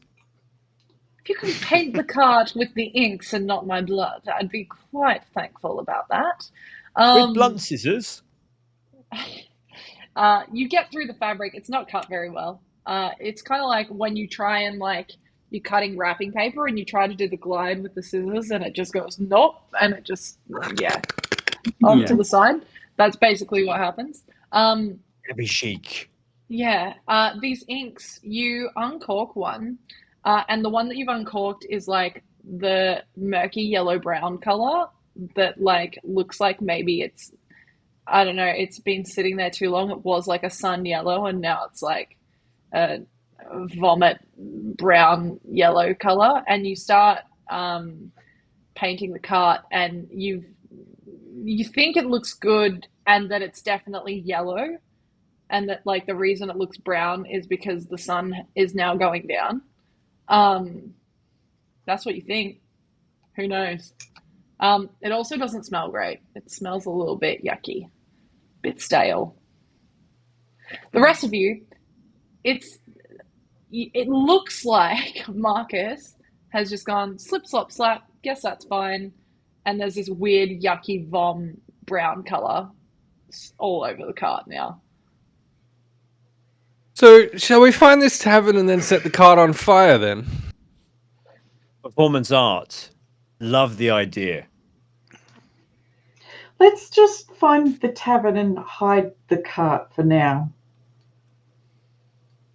Maybe If we you can find something else to put on it tomorrow. If you look close enough, the way as well that Marcus has painted this cart is it's not like it's gone left to right, up or down. It's like he's drawn a love heart and then written Marcus inside of it and then tried to paint over it. But you can I don't think still this is a kind of lost see it. cause. It just needs a little bit of extra time. That's all. The colour looks like someone shat on it. We can change Technically that. We vomited. got well, we got blue. We got red. I also believe I got a green. You got no red, you've got hot pink. Hot pink. We got hot pink. We can paint over the top of that. You've also got emerald green. An emerald green. We can make this very candy striped. It'd be beautiful. This is worth a fortune now. I can tell you that as someone that deals in antiquities and art. Anyway, onwards to this unknown place. And if Astrid cannot chin me again, that'd be delightful. People obviously. Yes, would you like something for that? No. If she get handsy again, I'm just going to sit on the other side of the carriage. Yeah. So is Astrid around or? Astrid hears you say about getting handsy, and she goes, "You wish," and she just keeps walking. And she starts leading you, if you follow, towards the Raven's Knock. I'll slap Marcus on the back. There. It'll be fine. Circle of life. And I'm just. Marcus is just going to be watching and see if his necromantic hands, if he starts eyes kind of bulging or a skull starts appearing on Sol now, because he's been talking about death an awful lot. Do you think she's interested in you? Look, again, the important thing is it's not about me. It's about her feelings to others around her, and I think she needs to come to terms with some of those anger issues she's got inside. She truly does, doesn't she? Well, that, and she's got a pretty good backhand, so I'm not going to mess with her in any way, shape. Anyway, I'm looking forward to what happens next and what we can burn down. Start with your performance art, if you like. Well, there are critics and there are critics, Velendar. Let's find out how it goes. As you approach, you go through these winding cobblestone streets, and every now and again, someone will offer you something. You see corn on a stick, and it looks like some of it has buying been it.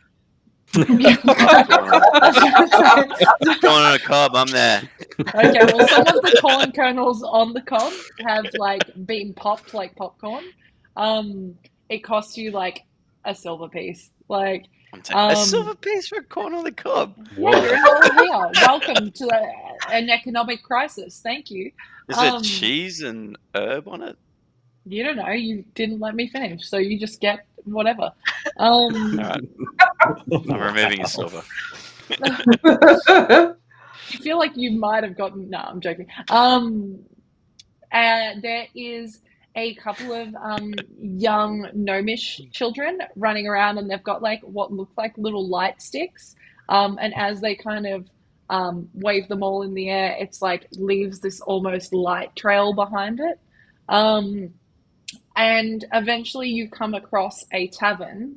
It is all wood, which does kind of look a little bit strange next to the contrast of every other building here. It looks like it's, bright stone or painted cream, blue, red, bright colors. This one just looks like wood. It actually matches your car quite well.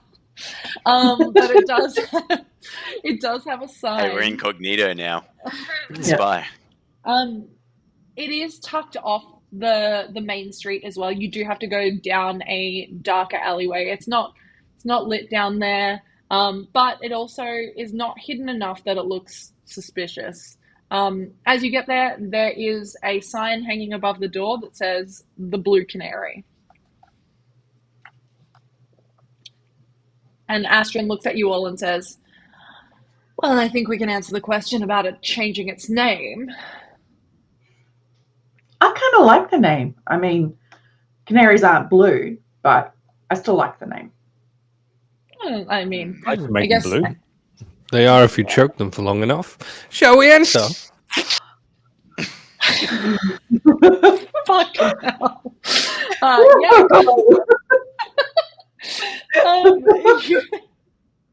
Don't yuck his yum.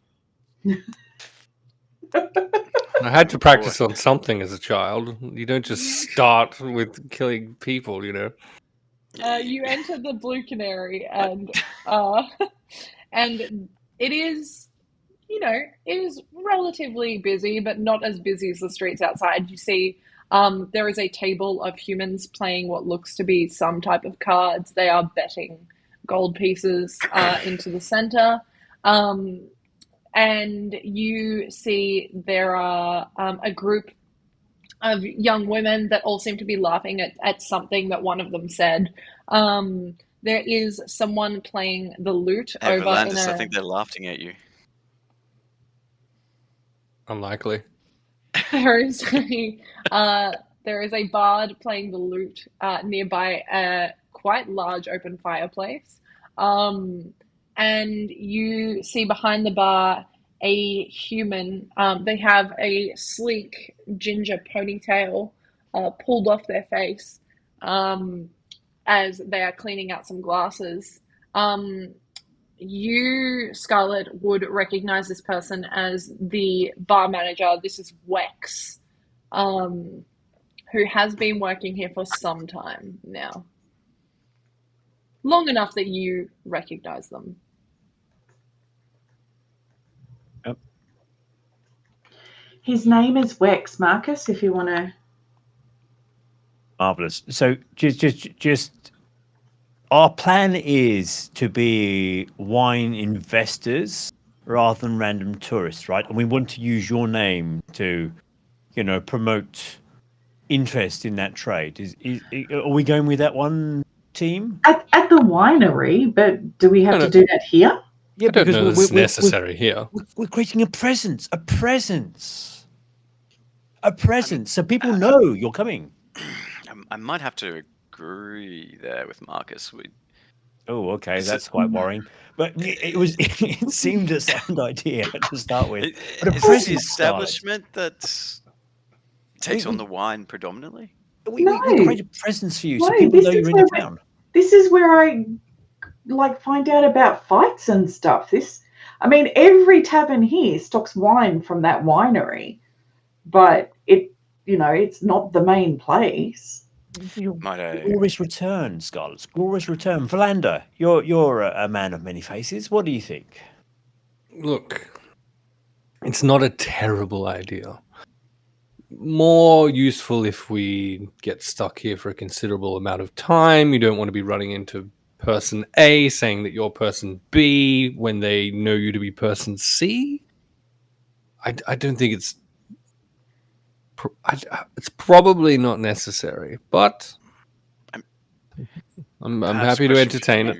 It's pretty simple. I have my actual persona and a performance persona. It's like a stage name. It's very simple. Also, the downside here is that evidently the people here may well know Scarlet already, so any subterfuge may fall a little flat in that area.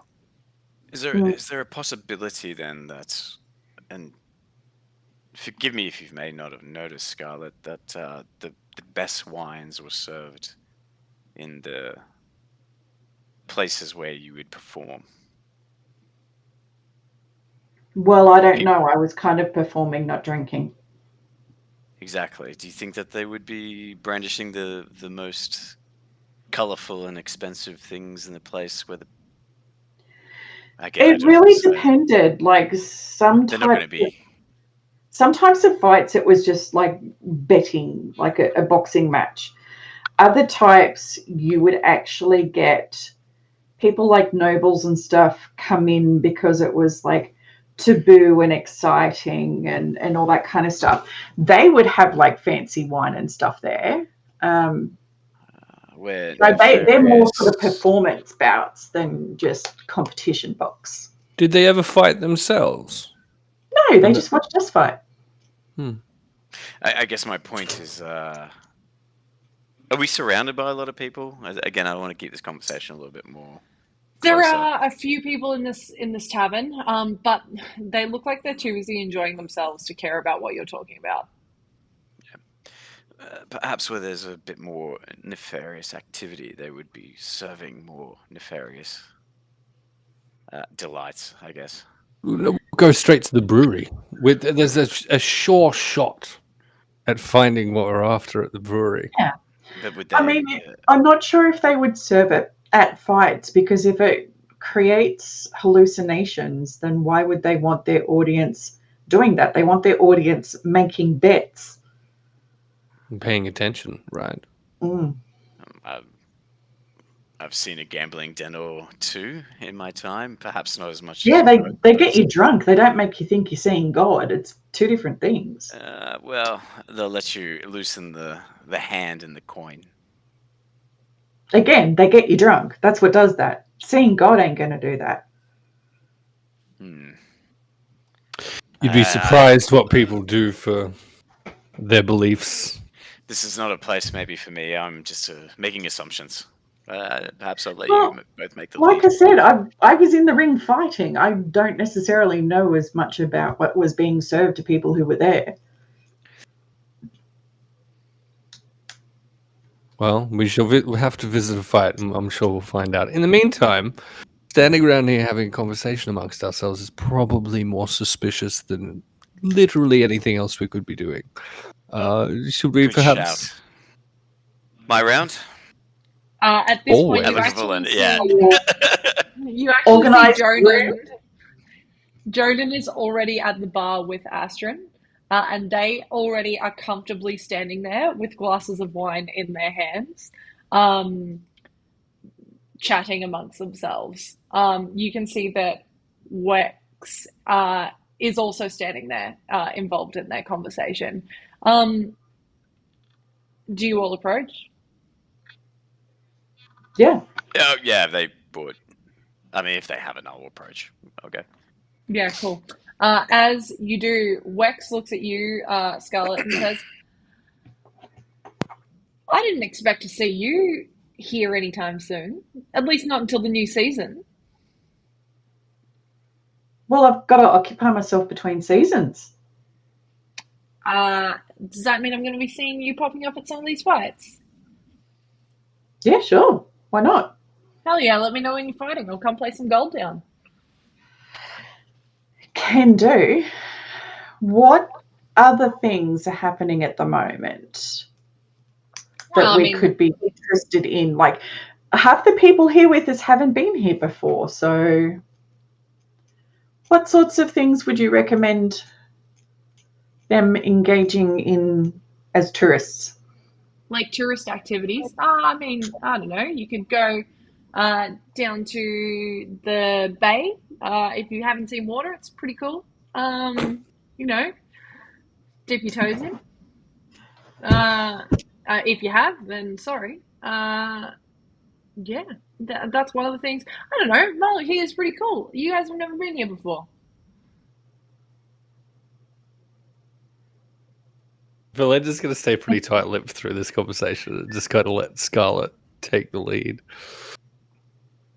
And, you know, there might be some different experiences people want to try. Yeah, I mean, you know, we can definitely offer some experiences if that's what you're after. Astrid at this point looks at you and says, yes, he has the wine, if that is what you are asking. 2 bottles then, please. That'd be great. Thank you. Wex looks at you and says, bottles? Absolutely not. I'm not selling them by the bottle. You got to go to the winery for that, but I'll sell you by the glass. Yes, 2 glasses, both for Sol, please. Yeah, great. Awesome. That's going to run you some gold. Well, again, gold, and gold. How much gold are we talking about before I give away Sol's money? How much gold would you pay? A gold piece for a glass. I mean, that's expensive wine right there. Might be expensive, but it's, you know, it's pretty in demand, inflation and all. Well, I would certainly like to try some. So I would like a glass. 3 glasses, please. Why don't I just give you all a glass? And I mean, you guys do whatever you want with it, but it's going to run you gold each. Oh, that's not a problem. Unless... Have you sampled the wine yourself? Unless... Go on. I'm very excited what happens next. Unless... Now, I know Scarlet's strong, so she's out of the running for this one. Unless one of you 3 can beat me in an arm wrestle. I've just had my nails done recently, and and I've been punched out by Astrid. So I love to do that, but I don't think I'm capable of physical exertion at this point of time. If you win, I will give you 1, 2, 3, 4 glasses for Just 1 gold total, not 1 each. Soul, I've always believed in you. Did you? Are you asking I me? always believed in you, Soul. Soul will take on this. Soul will take on this challenge. Soul, look at him, fine figure of a man. There's a deep anger that lives Yeah, a dark anger, one would say. Velendar. inside this man. About life itself, as far as I can work out. But Has someone got a strength larger than 10? No, Out of the three of us. no, none of the Right, three of us okay. do at all. God, Right, cool. So you're going to partake in this arm wrestle? Look, I rolled off of. Hold on, Just- wait. Are just you in or are case. you not doing the arm wrestle? I am convinced that I am Okay. doing the arm wrestle. Right, so Wex spits into his hand, rubs them together, and then holds your hand. And I'm going to turn around and look at Marcus. I believe in you. I believe in And you, Soul. as he says that out loud, I'm going to cast Enhance Ability on myself. Cheater. you So also Marcus Cheater. step also back have a second and guidance. say, "Ladies and gentlemen of the room, the entertainment of the evening is about to begin." As he's distracting, I'm going to use Sleight of Hand to cast Bull Strength, and that will give me advantage on strength checks. Yeah, Yeah, and great, at cool. the same time, DM, I'm hoping Marcus that works. is going to do two things. Apart from making that noise, he's going to try and give Velendar a little bit of cover, so he distracts away from Velendar. So I want the audience to look in a different direction to give Velendar a little bit And of they do space if he needs easily to do anything enough. spicy. For sure. They do easily enough. Ben, keep in mind you also have guidance courtesy of Marcus. Oh, okay, it's from him. All right, beautiful. Because I can't use it on myself. Brilliant. Hoo-hoo. And 1d4 for guidance. Mhm. 4. So strength is 10, so I get nothing out of that. But I did get an 18 and a 4 for 22. Okay. You grab the quite moist hand of this human who has spat into their hand before grabbing yours. If he does that, but oh no. Well, too late. He That's- did that's it, not and how you you arm wrestle. ignored it. He did it, and you ignored it, so it already happened. And for you're holding on to his hand, and he starts to push your hand down, and you get, you get almost to the point where you're like, I'm not winning this arm wrestle, and then you catch, Oh, no, my arm. you catch Marcus's face looking at you with true belief, and you find this extra moment of strength and vitality, and you manage to slam Wex's hand down to the bar, and everyone cheers. Everyone was As I truly look, invested in this. I'll turn to Marcus. And then you hear the lute player in the background go, "What a show! What a show!" And now, ladies and gentlemen, Wonderwall, and he just starts playing. As I've beaten him, I'll stand up and rub the stuff off. Looks like you're a loser. Yeah, no. Oh God. Well, that's not very nice, mate. I was trying to be quite nice, but you know what? A bet's a bet. I'm gonna be okay. And he pours out 4 glasses of this wine for you. It is a deep, deep purple color. You have all seen a red or a Shiraz before, but this has a purple tint to it that is quite different. And he holds out his hand for the 1 gold piece he's still promised from whoever would like to pay it. Scarlet will put it across on the bar. Yeah, cool. Wait, we're paying for this after the arm wrestle? Yeah, he said 1 gold instead of 1 gold each. All right. And He says, are you wanting lodgings as well, or are you just here to... I would recommend lodgings if you're going to drink this. Oh, definitely lodgings. Yeah, Should we great. arm How wrestle many? over it? No. How many rooms you want? Marcus pointedly looks at I don't have enough for one the each. other two. I can bunker down if someone wants to share. If not, on my own. That's fine. I'll bunk with Marcus. Astrid and Jonan say, sorry, I'm just looking at Buggy in the And a background. cat. Yeah, maybe get her down from there, eh? Oh, right. All right. Yeah, if you could, that'd be good. That's the vinyl player.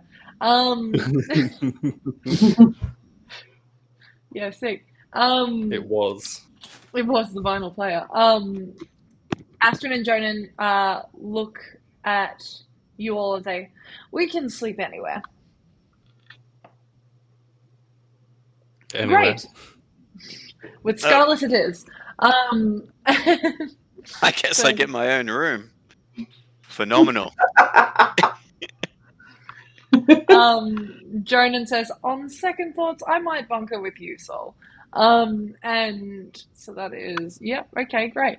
So the Wex then looks at you and goes, "Yeah, all right. So that's going to be 2 silver pieces per room, 3 rooms, so 6 silver." Happy to pay. Such a delightful host. Don't worry, I've got this.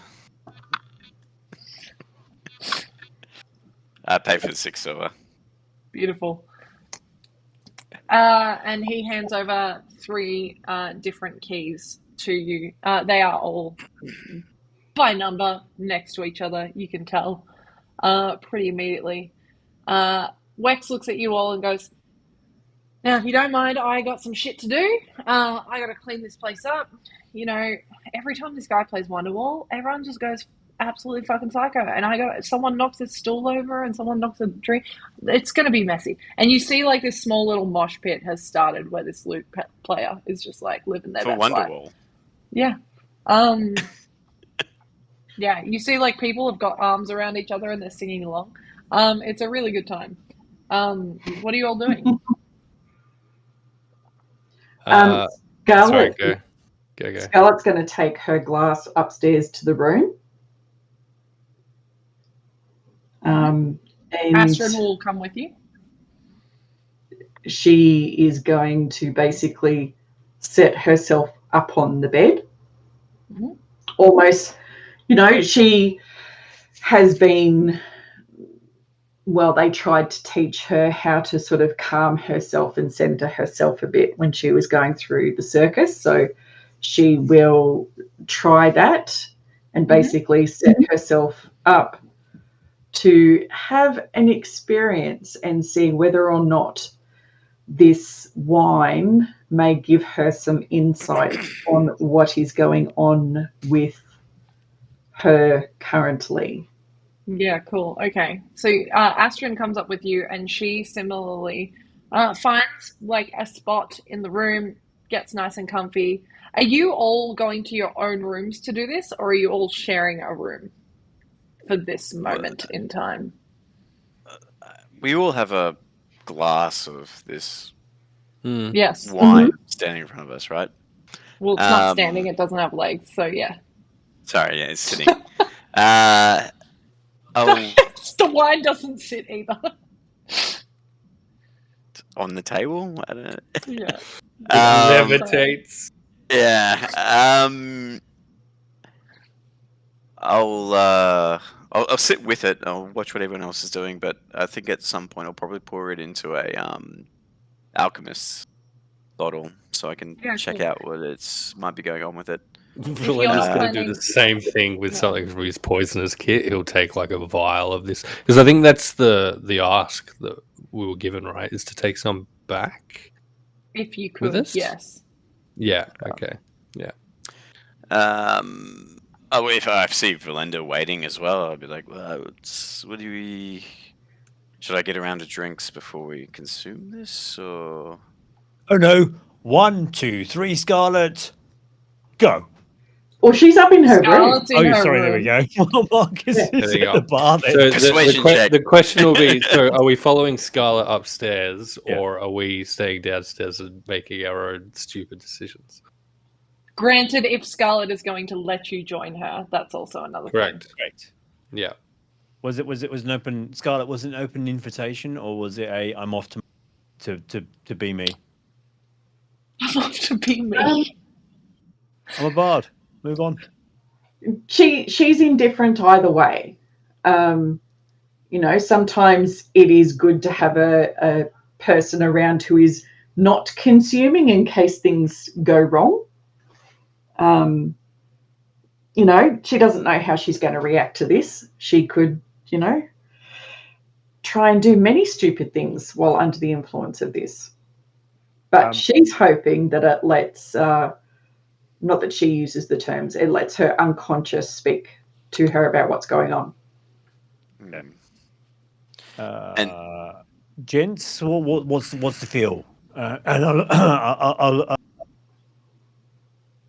men left standing around the bar at the moment, including the brother. It's like, are we going to let the ladies do their thing, or are we going to do our thing? Mainly me. I mean, Boys' night. Yeah. Perhaps. Okay. The safe word is boulangerie. A boulangerie. Boulangerie. Boulangerie. All right. Are you? Do you want to drink this now? Yep. Go. Experience. Yep. Hop. 1, 2, 3. Straight down the hatch. Jonan joins you. He goes straight down the hatch as well. Jonas Velendar... Brothers with me tonight, isn't he? Your Jonas sister brother? does have a good backhand. Yeah. Yes, she is quite good at the combat side of things. Yes. I'm gonna put my hand over the top of. Yeah. Sorry, I'll let Marcus go. No. So Marcus wants to give you 2 space to do whatever dodgy things you're going to do, because clearly you're up to Velendar type soul things of the pipe pieces. Velendar and soul. Velendar and soul. It's that cop duo we've always dreamed of. One's got the fedora. Want to kind of give them space to do whatever they're going to do. Sleight of hand type thing is the being. So there's that kind of big moment at the bar. And if Wonderwall's still playing, I'm going to get to it gets to, well, maybe. It's going to be the thing to save me. These lyrics don't make any sense, but I'm with it. Yeah. What's a Wonderwall, really?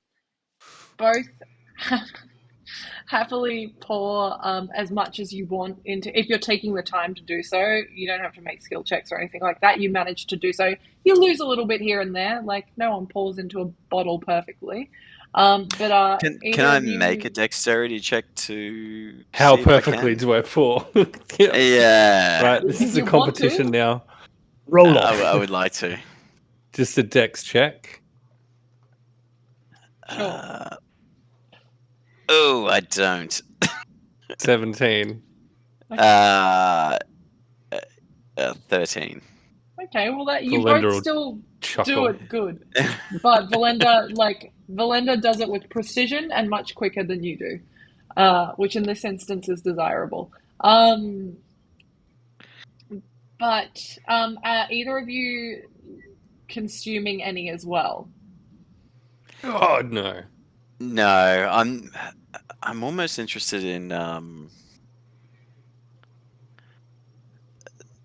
Is there any dregs in the glass? Yeah. Not anymore. Not anymore. Not anymore. I don't think I can do that. No, I'll keep my batch I kept in my alchemist jar or whatever it is. Put it away. Sol, you seem to have no longer have any of yours here. Have mine. I don't have very high hopes for my future. I have absolutely no wish to see it. I feel like you're probably more tolerable to this than I may be, but I am very interested in observing what happens when you down this drink. I think the specimen then that we should be watching is our friend Marcus. He's just taken the whole glass, and So I'll has look over at Jonan. him and see how he's. Yeah, and I'll look at Jonan as well. Jonan, are you going to be okay? Have you had Probably. this before? I have taken How are many you things feeling? in my time. I feel fine. Thank you for asking. Perhaps, to your point, Velendar, a boys' night wouldn't be a terrible idea to see how they behave. Responsible boys, irresponsible boys. I We think can look we could after them. accommodate that. What happens though? I must admit we should be back in a hurry to look after before Scarlet would awake, at least. See how this plays out. Sorry, go ahead. I'm more certain Scarlet's going to be better off than I ever will be. Far more certain. Can I roll a intermediate medicine check on Marcus to see how he goes per hour? What do you mean an intermediate medicine check? What does that mean? A progressive medicine check, maybe. That's probably the better word. You can certainly watch him. At the moment, he looks fine. You don't need to make any checks to do that. He's not got like Nope. eyes or Nope. I will absolutely describe that to you if that happens. I guess alternatively, now that we have this beverage, do you think the barkeeps will serve this over the counter? I think I'd prefer to keep a straight head for now. I would agree. Anything could happen from here and then. Imagine if we got jumped in the middle of the night after enjoying such a drink. Has anyone told you you're a bit of a downer? No, I mean, look, it's look at this bar, and again, still don't really understand the lyrics of this Wonderwall, but it's very catchy. Well, I do. To me, after all, you're my Wonderwall. I mean, the metaphysics of the song itself, it just transcends weird, but I'm digging it. And I have to have a kind of a strange, more northern type accent to really fully embody the song. Am I sure Marcus isn't getting? I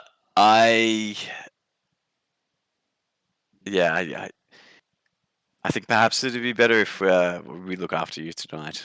Okay, so you can enjoy yourself, Marcus. Well, you give a lot to this team, so you deserve the night off. Okay, well, that's okay. Well, I'm going to have a bard off then. So you two enjoy yourselves, and Velendar, you're going to play? Yeah, and Marcus has got this viola suddenly in his hands. Oh, yes. Fuck off. Okay, yes. Great. You all watch as this viola just appears. And before we go to that, we're going to go up to Scarlet's room. Scarlet, you and Astrid are sitting there. You've both downed your wines. Are you downing the entire thing, or are you sipping at it? Nope, she's downing the entire thing. Astrid will salute with you, like bottoms up, and she will follow suit. Can I get you to make a wisdom saving throw for me, please? Oh! No one can give me guidance because no one's there. 10. Cool. It feels like for some time nothing is actually happening. And you and Astrid, polite catch-up conversation about what you've both been up to. Nothing too deep, and then it's almost like if you've ever woken up with like a nasty hangover and you're staring at your ceiling fan and it just kind of goes like it slows down and it just goes like you just know that's kind of like what it feels like. Hydrate, please, everyone. And check your posture. And for a moment, your eyes like they glaze over and blur, but then they refocus, and everything almost has like a haze to it. And you start to feel really, really sleepy. And your eyes close, but you don't feel like you're asleep. You still feel like you can feel everything moving around you. And you hear random sounds like birds every now and again. You feel a warmth surrounding you that kind of starts inside your chest and just expels out. And as you're focusing on just experiencing this, you see a pair of eyes, and they are closed currently, but they are almost like, you know, it's almost like you are nose to nose with the person that is standing in front of you. And as they open their eyes, they are blue as anything. Almost like to the point of being an icy blue. And they stare back at you and they blink for a moment. And there is like a comfort and a warmth to these eyes. And it's almost like you kind of zoom out and you see this really young woman. She has incredibly pale skin, and she has red lips like your own. Her hair is like white blonde and curly, and it falls all the way to her hips. And you don't know why, but you feel like you know this person incredibly well. And for some reason, you hear the name Marisol in your head, just echoing. And you can't figure out why. And you watch as this person, you zoom straight back in on their eyes, and their eyes close, and then they disappear. And then you see the faces of your mother and your father. You see your sister as well. And you feel like you are looking at a family portrait that you are not a part of. And it's almost like everything kind of goes from vibrant colors. It shifts from that person from before into like a black and white and like grayscale. You don't hear what Astrid is doing or going through in this moment. Did the female I saw in vibrant color look anything like my mother? No. Okay. But you know that you that your mother has family. Yeah. And you have heard the name before. Yes. Which is why I was wondering what she looked similar to, but that's all right. Okay. I have some direction now. Scarlet actually has some direction. Downstairs in the bar, Velendar and Sol, you are keeping an eye on Marcus and on Jonan. Marcus, can you roll a wisdom saving throw for me, please. I'm going to pull out a little bit of parchment and start scribing. Yeah, cool. Just Sure. little details here and there. Sweet. So the question is, do I have to? Can Marcus just go with it, or do you want me to roll anyway? I'll get you to roll anyway, just for you will experience something regardless. This is just an intensity thing. Wisdom saving throw. Yeah. I think it's Soul's presence that really magnify the ability to just fail. So that's a 6 plus Yeah, 2. cool.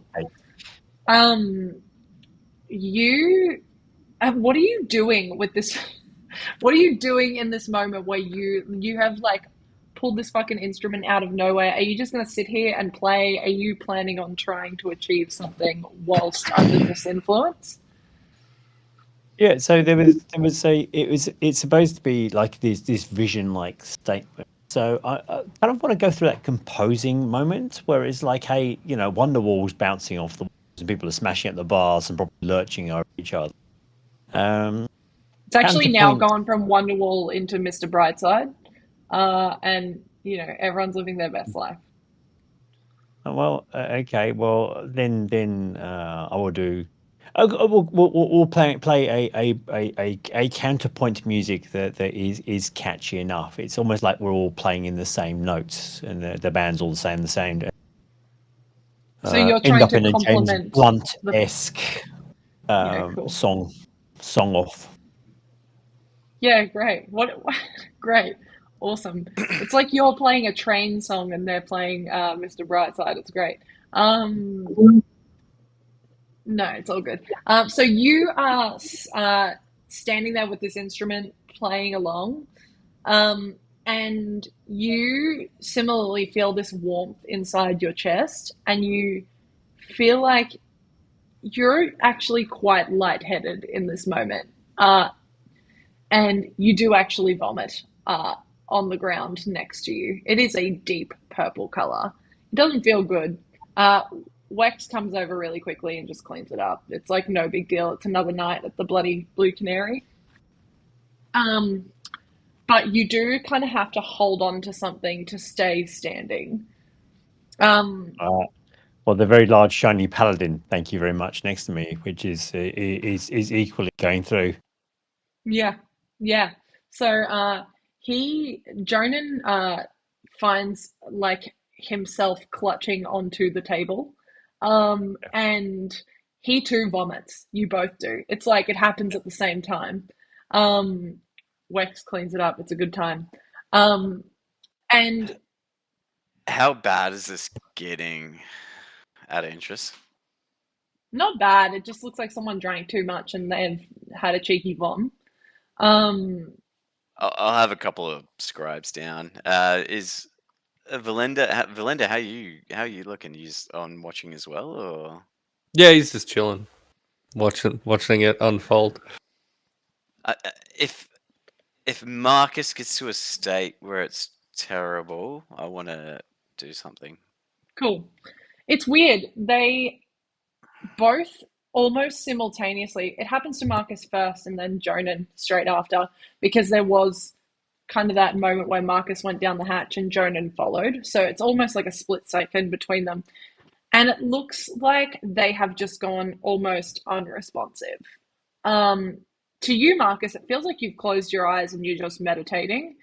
To those watching, like both of these people's eyes have gone a milky white color. You can still see their pupils, but it's like there is a film over their eyes. Catatonic almost. No movement whatsoever. Marcus with Marcus and Jonan. Yeah. Or just Jonan. Both of them. That's not good. All right.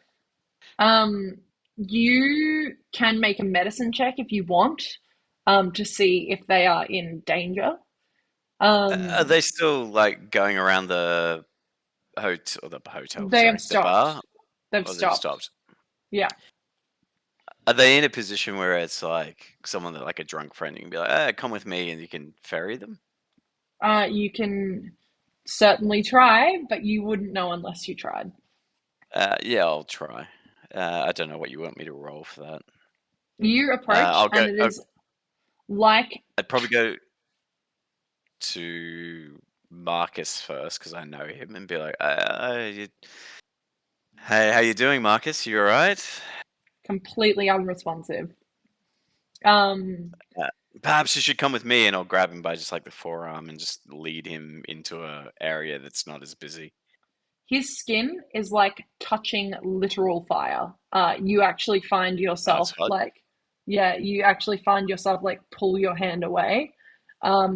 He is in place. It feels like to you, A, skin burning hot, B, it feels like you would be trying to pull a brick of cement to make Marcus move in this point in time.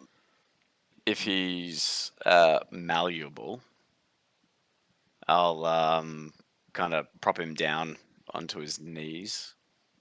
And how would I do this? What am I looking for? Sorry, I'm just going to ban some fucking bots in the chat. Yeah. Nice. Yeah, no, you go for it.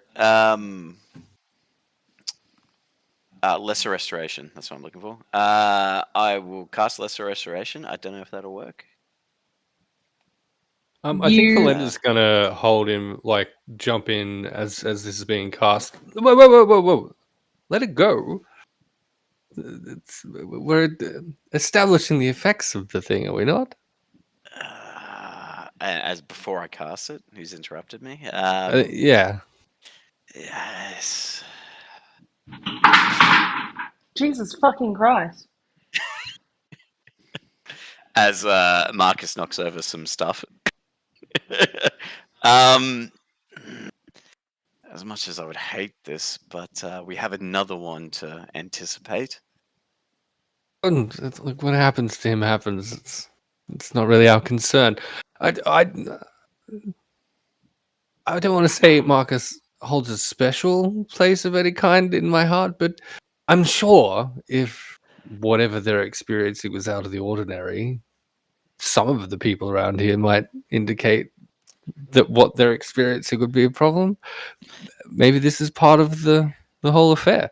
Of course, the only way to really know for sure is if you give it a try yourself. And Velendar will again hold out and offer the glass that remains that he's been holding on to. I kind of, I'm not going to knock it aside because it's not rude, but I'll just be like, Velendar, if you really want to understand this, perhaps you should take it yourself, and I can look after you. Absolutely not. Perhaps then you should trust me to know that I would look after you if this happened to you. Oh, no. So it is absolutely not a matter of trust. Again, if this has some kind of prophetic effect, I have absolutely no desire to see what pitiful end my life comes to. None whatsoever. I want no inkling of that. I would love for it to be a surprise. Well, I guess for trust's sake, I should look after both of you. And right now, I have Marcus to look after. Indeed. Let it ride for a little while. I'm sure it will be fine. And I'll listen to Velendar for a little bit, but not long. Cool. I'm ready to yuck his yum. Yeah. I'll put forth my herbs because I don't have magic, and I'll wait just a couple of moments longer. See if this is a deadly thing.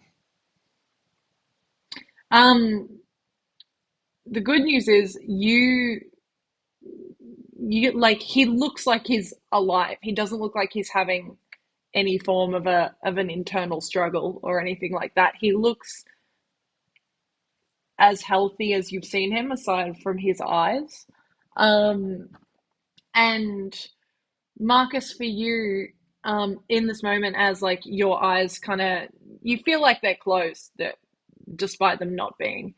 And you find yourself wandering through this dark forest. The terrain is actually that similar to Maluhia. And there's a weird sense of familiarity there.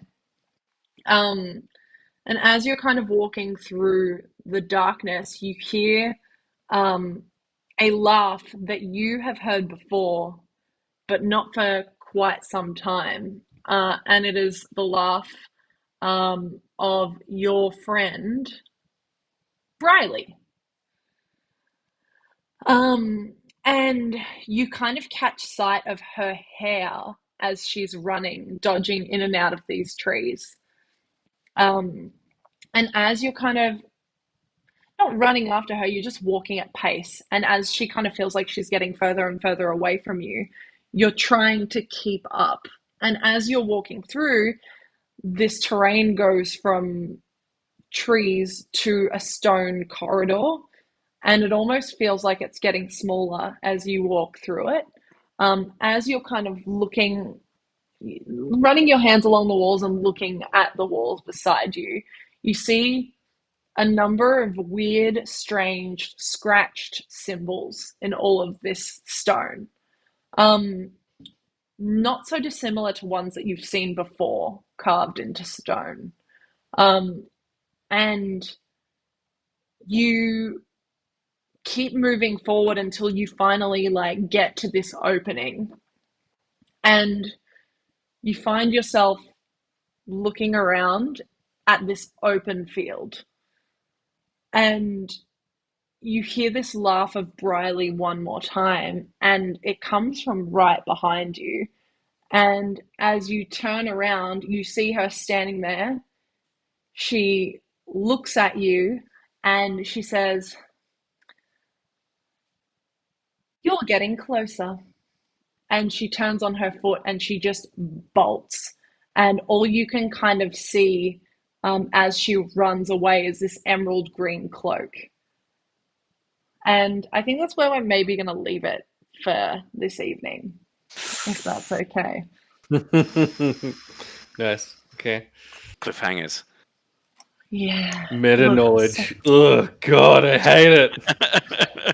I hate it so much. I hate this. Hey, thanks so much for this evening, everyone. No, you. No, you. You. Stop it. Hey, and thank you to the chat. Thank you to everyone who jumped in and subscribed or dropped the bits and stuff. Thank you to Ravensridge Emporium. And you know, just to friends in general. Hey, we're gonna steal Promethean's bit and we're gonna go around the table and pick a favorite moment. And we're gonna do it in reverse order to how we started. So I believe that means Ben will go first. So, honestly, just then, I'm sitting on a cliffhanger. I wanted to heal Marcus, but I lost a roll, which I did it in game against Velendar, which I don't know. I'm totally interested in what happens in the next episode. This is going to be great. Love that. Tammy.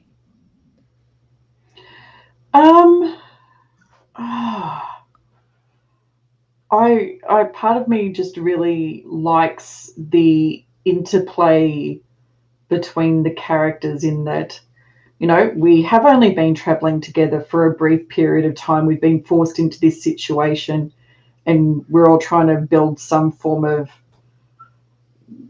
common... Sorry, the cat is now meowing at the door. You know, just the idea that we technically all want the same thing, but we barely know each other and we're having to sort of figure that out. Yeah. No, love that. D. I think that's pretty straightforward to me. It's the way that Scarlet is maintaining a level of poise where Velendar will nip off at every single opportunity to do something shady. And then you've got Sol, who's in a group of semi-comedians is trying to play the straight thing, but literally has come off as necromancer and the thing talking about the dead and has this. It's like, and to Tammy's point, I think is this great piece of like a group of strangers who haven't quite worked each other out and are still trying to work out what it is, and kind of it's an unusual set of events. We've got two other very attractive individuals that are taking along too. And it's kind of like, how does this all work out? And I have to say, it's just fun where this is going. Yeah. No, yeah. For the it's just a record, group of- Velendar has worked all of you out. Thank you. Sure. It's just a group of hot people Obviously. traveling together. Speaking of Promethean, your turn. I have two. I think you dropping in a hook to an entire arc named for Ravensridge Emporium is just Yes. outstanding. That's incredible. Well done. And also D20's use of blangerie as a safe word for our drug taking experience that only he ended up partaking in. I thought was great. Hey, this was a ton of fun. Let's go. I'm gonna get you guys to go around once more, and this time you're gonna plug yourselves and what you're up to and who you are and what you be. And then we will finish up for the eve. My computer is already struggling, so I'm not going to do a raid tonight. But hey, let's go back the exact way that we just finished. Promethean, who are you? What are you doing? Where you been? Hi. It's me. I'm Promethean. I'll go through these real quick. The Lorites, check it out. You'll see Emily playing there, as well as me running my little campaign. Castleton, in that. That's going to be fun as heck. Meeples and Dragons, tomorrow night, playing in that. That's also going to be fun. Also this weekend on Sunday, I'll be at Fortress Melbourne. You can find me and donate to charity, or head there this Saturday and see a bunch of people doing cool stuff. Yeah, sick. Love that. That was, yeah. Beat that, D. Your turn. I don't. If Promethean can thrash up the last screen with Matt Brown's one, given the incredible event that's going to be, well worth appearing, watching, and supporting these rather incredible people doing these things. It is again a super great thing to be actually doing, and you just stop that now, but that's incredible. Split the party and Matt Brown doing these wonderful things. Emily, back to you. Thank you so much. Over to Scarlet, aka Tammy.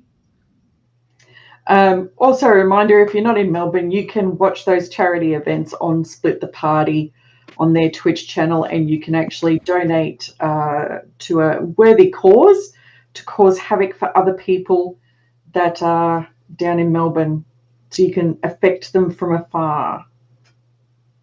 Don't though. Yeah. Do it.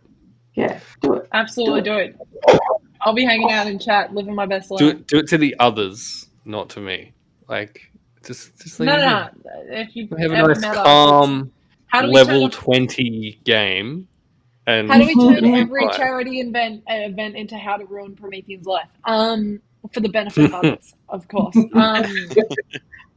Hey, Ben, who are you? What do you do? Where can we find you? Yeah, my name is Ben. I'm Blast Powder on the chat here on Twitch. I am a part of Fate's Grip, which is also a part of Emily. We stream every Tuesday, 6:45. And yeah, no, catch us. Check us out. We're okay, people. You see us stream. I'm dragging this on. I'm going to let Emily take over. Hi, I'm Emily. I'm taking over. Hey, thanks once again to all of these wonderful players. Please give them all the love in the world. My name is Emily. Tonight I was the DM, but usually I'm the player every Tuesday at 6:45. I'm over on the Lorites, playing some games there, ruining Promethean's day in return. And, you know, thirst mastering for Thirsty Thursdays, just casually hanging out wherever I can put my claws into. Aside from that, we will see you on Tuesday.